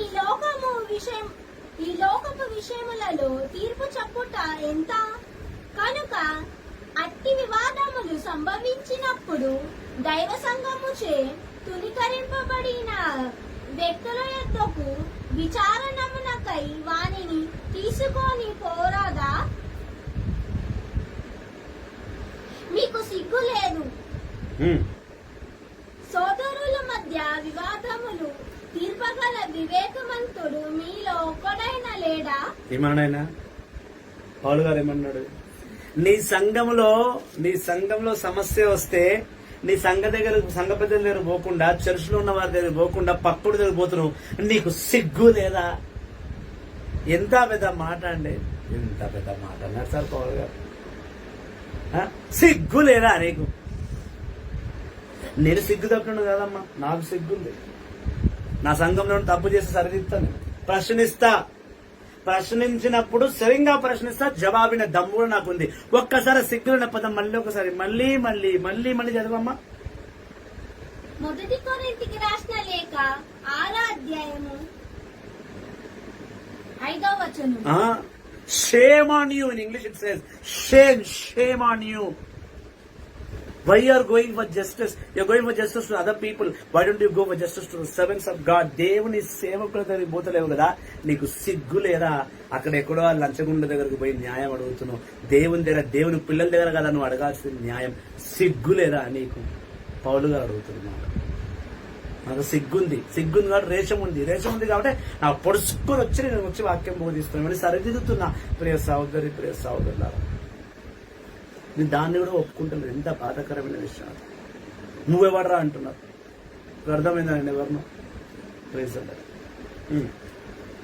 మొదటి కొరింథీయులకు రాసిన లేఖ మళ్ళీ 5వ వచనమే. 4-5 వచనం. కనుక అట్టి వివాదములు సంభవించినప్పుడు దైవ సంఘముచే తునీకరింపబడిన వ్యక్తుల యొద్దకు విచారమునకై వానిని తీసుకొని పోరాదా? మీకు సిగ్గు లేదా? సోదరుల మధ్య వివాదములు, నీ సోదరుల మధ్య వివాదములు వస్తే వివేకవంతుడు మీలో ఒక్కడైనా లేడా? నీ సోదరుల మధ్య వస్తే నీ చర్చిలో ఒక్కడ బుద్ధి జ్ఞానం ఉన్నోడు లేడా? వాని దగ్గరికి వెళ్ళి మీరు తీర్పును విధించుకోరా? వారి దగ్గరికి వెళ్ళి మీరు తీర్పుని చేయించుకోరా? వేరే ఎక్కడెక్కడికి పోతారు? జ్ఞానం ఉన్నవాడు తీర్పు విధించవచ్చు. దైవజనుడు ప్రపంచంలో తప్పు చేసిన వారిని, ప్రపంచంలో ఎవరైనా కావచ్చని, పోపు గారు తప్ప, మళ్ళీ చెప్తున్నా, పోపు ఫ్రాన్సిస్ గారు తప్ప నేను ఎవరు తప్పు చేసినా ప్రశ్నిస్తా. ఫాదర్ తప్పు చేస్తే కూడా ప్రశ్నిస్తా. సిస్టర్ తప్పు చేసినా ప్రశ్నిస్తా. డిఎస్ దినకరన్ కాదు, బెనీన్ కాదు, ఇంకే పెద్ద తోపు తురుము అనుకున్న సేవకులు ఎవరు తప్పు చేసినా నేను ప్రశ్నిస్తా. అది కే పాల్ ఎందుకు కాదు, ఓఫ్రీ రంజిత్ గారు ఎందుకు కాదు, అన్ని జాన్సన్ గాని, ప్రాటెస్టెంట్ క్రిస్తురాజు తప్పు చేస్తే కూడా నేను వెళ్ళి అడుగుతా, ప్రభువా నువ్వు నేర్పించింది ఏంటి, నువ్వు నేర్చుతుంది అని అడుగుతా. అడిగే దమ్ము, ధైర్యము, శక్తి, ఆత్మ, దేవుని పరిశుద్ధాత్మ నాలో ఉంది. నేను అడుగుతా. కావున ఎప్పుడు నేను కరెక్ట్ గా ఉన్నా కాబట్టి ఖచ్చితంగా అడుగుతా. నేను అడుగుతున్నదని నీకు కోపం వస్తుంది. నువ్వు చేయని తప్పుకు దేవునికి కోపం వస్తుంది. దానికి ఎవరు చెప్పాలి జవాబు? సిగ్గు లేదా అని అడుగుతున్నాడు. నేను ఎట్లా సిగ్గు మన బతుకోవచ్చు? నేను చాలా రేషం ఎక్కువ నాకు ముందే. యేసు నా తండ్రి రేషగల దేవుడు. నిర్గమకాండ 20వ అధ్యాయం 1-2 వచనం ప్రకారం నా దేవుడు రేషగల దేవుడు. ఆయన వారసుడుగా నాకు కొంచెం కూడా రేషం ఉండదా? ఎంత తుర్చో ఉంచుకొని పోతా. ఎవరు ఉంచితే జనాలు ఉంచుకొని పోతా. సేవకులు ఉంచుకుంటే నేను ఎందుకు ఉంచుకుంటా? చూడబట్టి నిమ్మను, చెవు బట్టి పిండను, అది కూడా వాక్యాన్ని రెఫరెన్స్ ఇచ్చి మరి తమాషాలు చేస్తున్నారు. సేవకులు అంటే మీకు ఆట పరిష్కారం అయిపోయినారు. సేవకులు ఎట్టుబడి ఏమన్నాను నువ్వు వాళ్ళు పడతారు. దేవుడు చెప్పిండు పడతాడు, పడేటోడు పడతాడు. వాక్యం తినోడు నాకు తెలుసు. నేను బడా ఎక్కడ పడాలో ఏ మాట పడాలో ఆ మాటనే పడతా. అట్లా నేను వచ్చి కొట్టి తిట్టా, వాక్యం ద్వారా సరిదిద్దుతా. I want you to correct. Why? Because you are my child. God chosen me to correct you. ఏ స్కూల్ కన్నా పోతే స్టూడెంట్ పోయి టీచర్కి ఏబిసిడీలు నేర్పియడు, టీచర్ స్టూడెంట్కి ఏబిసిడీలు నేర్పిస్తాడు. వాక్యం రాని మీరంతా స్టూడెంట్స్, వాక్యం వచ్చా నేను టీచర్. నేను చెప్పింది నువ్వు వినాలి, నువ్వు చెప్పింది నేను వినా. నువ్వు సరిదిద్దుకుందాం వచ్చావు, ఒక్క వాక్యం చెప్పి నువ్వు విని ఓకే బ్రదర్ అంటే అయిపోయేదిగా. 13 వాక్యాలతో వాతలు పెట్టించుకున్నావు. అవసరమా? చెప్పింది వినాలి కదా తల్లి, చెప్పింది వినాలి కదా నాన్న. సేవకులు చెప్తున్నారంటే కోపెక్కి చెప్తున్నారా నాన్న? నువ్వు బాగుపడినది కదా తండ్రి నేను చెప్పేది. నువ్వు పరలోకంలో నాతో పాటు అత్యున్న సింహాసనం పైన కూర్చోడానికి కదా నేను సరిదిద్దేది. నేను నరకంలో పడిపోతున్నా, నేను చూస్తుంటానా ఏంది? ఏవో తండ్రి అన్నాడు ఎజికేల్ గ్రంథం 18 నాకు గుర్తులేదు, మాదేశం చెప్పాలి. దేవుడు అన్నాడు ಮತ್ತೆ ఎజికేల్ గ్రంథం 18 ఏ ఒక్క బిడ్డ కూడా నరకానికి పోవడం నాకు ఇష్టం లేదు. నేను పరలోకం నుంచి అందరినీ కిందికి పంపించినా కింద నుంచి వాళ్ళందరూ పరలోకానికి రావాలి. ఎవడు నశించిపోవడం నాకు ఇష్టం లేదని యెహోవా తండ్రి అన్నాడు. మరి యెహోవా తండ్రి వారసుడుగా నువ్వు నశించిపోతే నేను ఎందుకు చూస్తుంటాను చెప్పు? కాపాడ్డం కనీస బాధ్యతగా. దేవుడు నిన్ను నాకు ఒక కొడుకుగా ఒక కూతురుగా బహుమతిగా ఇచ్చాడుగా. నిన్ను కాపాడాల్సిన అవసరం నాకు ఉందా లేదా? మరి కాపాడాలన్నా మరి మీరు మాత్రం వినరు. నువ్వు కాపాడుకో, మేము మారం. చదవమ్మా. సిస్టర్ మర్చిపోయింది వాక్యం. ఆమె నా వాక్యం వింటూ ఆమె టాపిక్ ప్రిపేర్ అయిపోయింది. మంచిదే తల్లి, కంటిన్యూ సిస్టర్. మొదటి కొరింథీయులకు రాసిన లేఖ 6వ అధ్యాయం 6వ వచనం. ఒక సోదరునిపై మరొకడు న్యాయస్థానమునకు పోయి అవిశ్వాసియగు వ్యక్తి చే తీర్పు పొందుతాయా? ఎవరన్నాడు? నువ్వు ఒక సహోదరుడు, దేవుడు తెలిసిన వాడివి, నువ్వు ఎలా చట్టాన్ని దగ్గరికి వెళ్తావు? అది కూడా ఎక్కడ దేవుని వాక్కు లేని చోట వెళ్ళు, రక్షణకై వెళ్ళు. నీ సరైన న్యాయం కావాలి, పోరాడు. కానీ ముందు నువ్వు వెళ్లాల్సింది ఫాదర్ల దగ్గరికి, ప్రాఫిట్ల దగ్గరికి, పాస్టర్ దగ్గరికి వెళ్ళి నీ సమస్యని వాళ్ళ మధ్యలో పెట్టి పరిష్కరించుకొని వాళ్ళు కూడా న్యాయం చేయకపోతే అప్పుడు నువ్వు లోక సంబంధమైన పోలీస్ స్టేషన్, లోక సంబంధమైన జడ్జ్ దగ్గరకు నువ్వు వెళ్ళు. అందుకే మన క్యాథలిక్స్ కి ఒక లా ఉంది, క్యానన్ లా. క్యాథలిజం లో ఉంది, ప్రొటెస్టెంట్ వాళ్ళు లేరు. క్యాథలిక్ లో క్యానన్ లా అని ఒకటి ఉంది. మన క్యాథలిక్ ప్రతి ఒక్క క్యాథలిక్ చర్చ్ లో ఒక కౌన్సిల్ ఉంటుంది ఖచ్చితంగా. ఏదైనా సమస్య వస్తే వాళ్ళు వెళ్ళి కూర్చొని మాట్లాడి వాళ్ళ కౌన్సిలింగ్ చేసి సరిదిద్దిన తర్వాత మనం వాళ్ళ వల్ల కాకపోతే అప్పుడు వాళ్ళు పొజిషన్ పోమని చెప్తారు. ఫాదర్ ఉట్టి దివ్యబలి పూజ వేయడానికి కాదు, దివ్యబలి పూజతో పాటు సమస్యలు కూడా తెగ్గొట్టాలి. అది ఫాదర్లకు తెలుసు, నీకు తెలియదు. అందుకే నువ్వు ఫాదర్ల మీద మా మీద విరుచుకుపడుతున్నావు. ప్రియ సహోదర బహు గొప్ప వాక్యం దేవుడు ఇంకోటి ఇస్తున్నాడు. 2 పేతురు 1వ అధ్యాయం 20-22. 2 పేతురు సెకండ్ పీటర్ చాప్టర్ 1 verse 20-22. 2 పేతురు 1వ అధ్యాయం 20-21. ఇది మాత్రము తప్పక జ్ఞాపకముంచుకొనుడు, తనంతట తనుగా ఏ ఒక్కడూను లేఖనమునందలి ప్రవచనములు వివరింపలేదు. ఏలైనా ఏ ప్రవచన సందేశమును కేవలము మనము సంకల్పముచే జన్మించలేదు. ప్రవక్తలు పవిత్రాత్మచే ప్రభు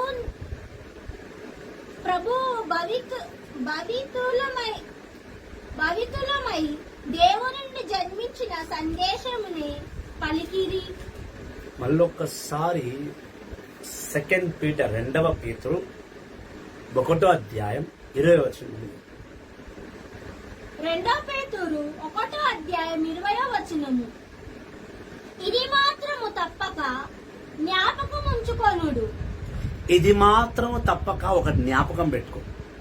ప్రతి ఒక్కరూ మాట్లాడే ముందు ఒక జ్ఞాపకం పెట్టుకోండి. It's warning from the verse, from the Bible. It's warning. జ్ఞాపకం పెట్టుకుని మాట్లాడాలి. ఏం దాని జ్ఞాపకం పెట్టుకోవాల్సిన విషయం ఏంటి? ఇది మాత్రము తప్పక జ్ఞాపకం ఉంచుకొనుడు తనంటగా తానుగా ఒకడును లేఖనమునందలి ప్రవచనములు ఎవరికి ఎవరో వచ్చి డైరెక్ట్ గా ఏదో ఒకటి ప్రవచించలేరు. అట్లా నిజమైన దేవుడి సేవకుడితో ఉట్టిగానే ఏదో ఒకటి చెప్పేసి వెళ్ళిపోడు. వాడు ప్రవచిస్తున్నాడు అంటే దేవుడు చెప్తేనే వాడు ప్రవచిస్తాడు. నేను నా మాట మాట్లాడుతాను. నేను దేవుడు చెప్పినట్టు చెప్తా.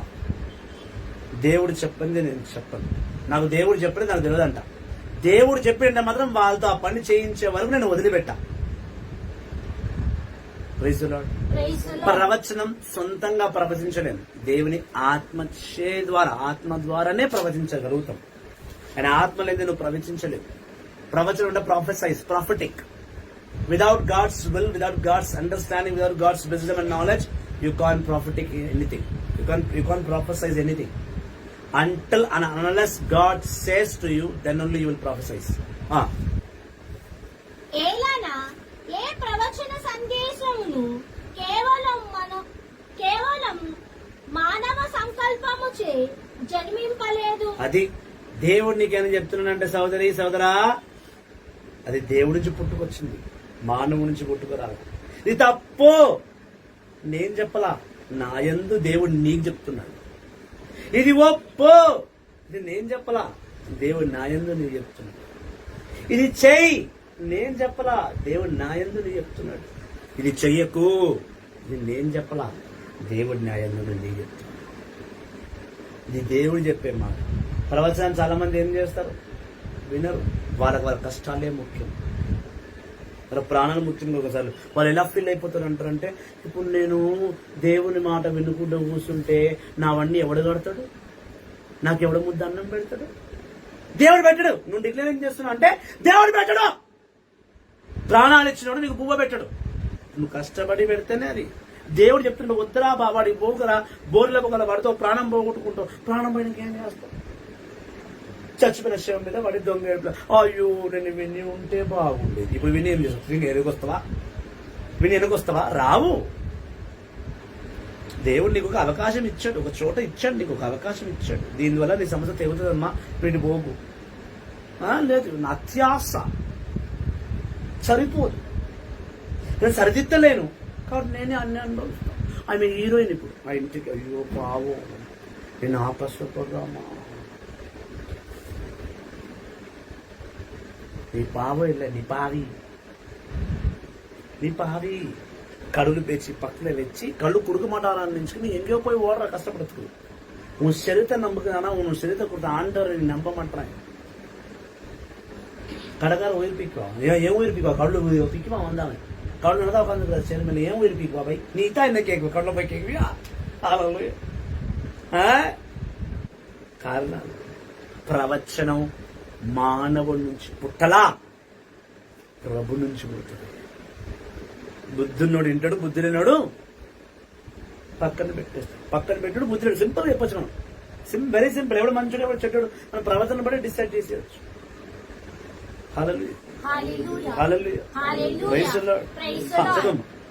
చాలా ఉన్నాయి వాక్యాలు, ఇక్కడికి ఆల్చిపోయినాం. 2 పేతురు 1:20 ఏలైనా ఏ ప్రవచనము సందేశము కేవలం మానవ సంకల్పముచే జన్మింపలేదు. ప్రవక్తలు పవిత్రాత్మచే భావితులై దేవుని నుండి జన్మించిన సందేశము పలికిరి. దేవుడు, పరిశుద్ధాత్మ దేవుడు పలికించిన సందేశమే ప్రవచనము. దైవ బిడ్డలు చెప్తున్న కార్యాలన్నీ కూడా దేవుడు చెప్పినవి, మనుషులు చెప్పినవి కావు. మరొకటి మనం చూద్దాము. ఎఫెసీయులకు రాసిన లేఖ 4:11-12. నూతన నిబంధన ఎఫెసీయులకు రాసిన లేఖ 4:11-12. ఎఫెసీయులకు రాసిన లేఖ 4:11.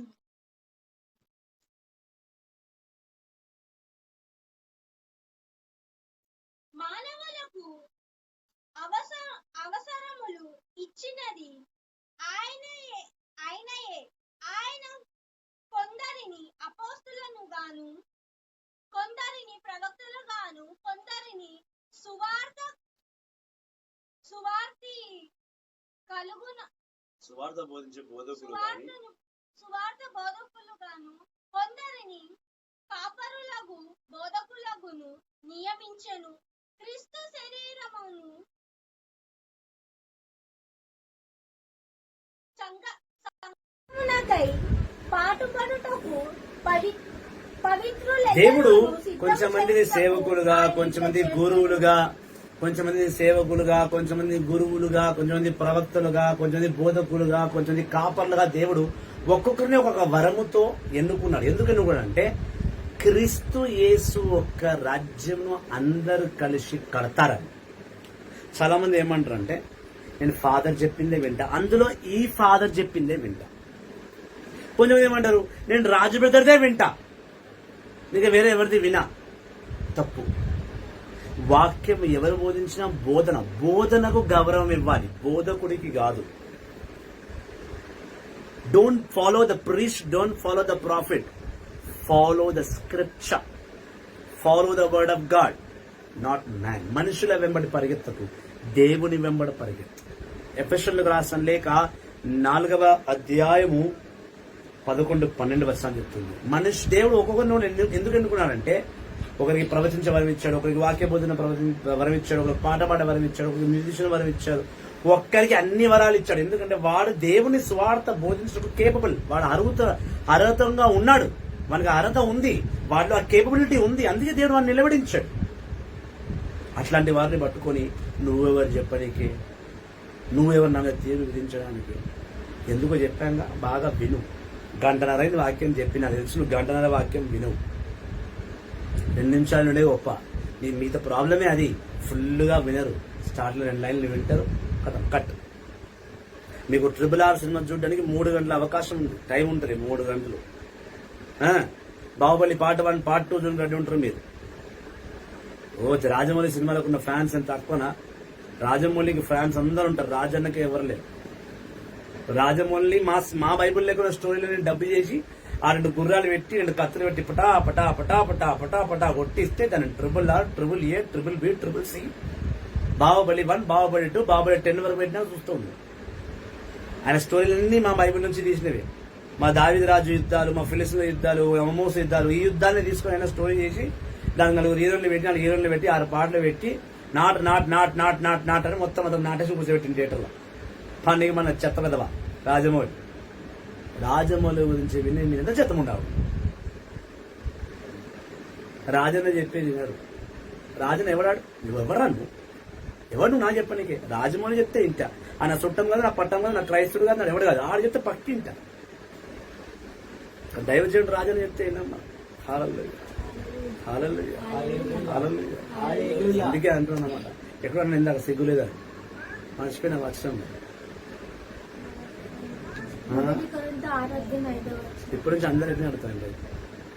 1 Corinthians 6:5 అర్థం చేసుకోవాలి. సిగ్గుందా?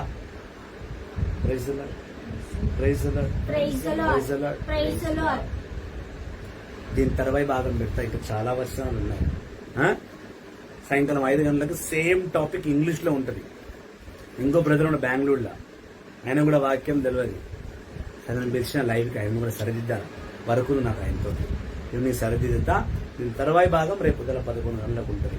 సో ఇవాళ వాక్యాన్ని షేర్ చేయండి. యథార్థమైన సత్యములను బోధించుటకు సాహసించండి. ప్రభు వాక్యంలో బోధించండి. ప్రభు వాక్కు బోధనలో, ఆయన సత్యములో ఐ లవ్ యూ జీసస్ అనుకున్న వారందరూ కూడా ఆయన వాక్యాన్ని విని దాన్ని బట్టి జీవించి అప్పుడు ఐ లవ్ యూ జీసస్ అని చెప్తారు. కరెక్షన్స్ ని ఒప్పుకోండి. బోధకులు, సేవకులు, దేవుని ఆత్మ కలిగిన వాడు ఖచ్చితంగా మరొకరిని జడ్జి చేయవచ్చు. నా కంట్లో ఊసి నేను తీసుకున్న తర్వాతనే నీ కంట్లో ఊసి తీయడానికి నేను వస్తున్నాను. నా కంట్లో తీసుకుందే నేను నీ కంట్లో ఊసి తీయడానికి రాను. సో వాక్యాన్ని షేర్ చేయండి. Thank you very much. See you evening at 5 o'clock. Same topic in English. God bless you.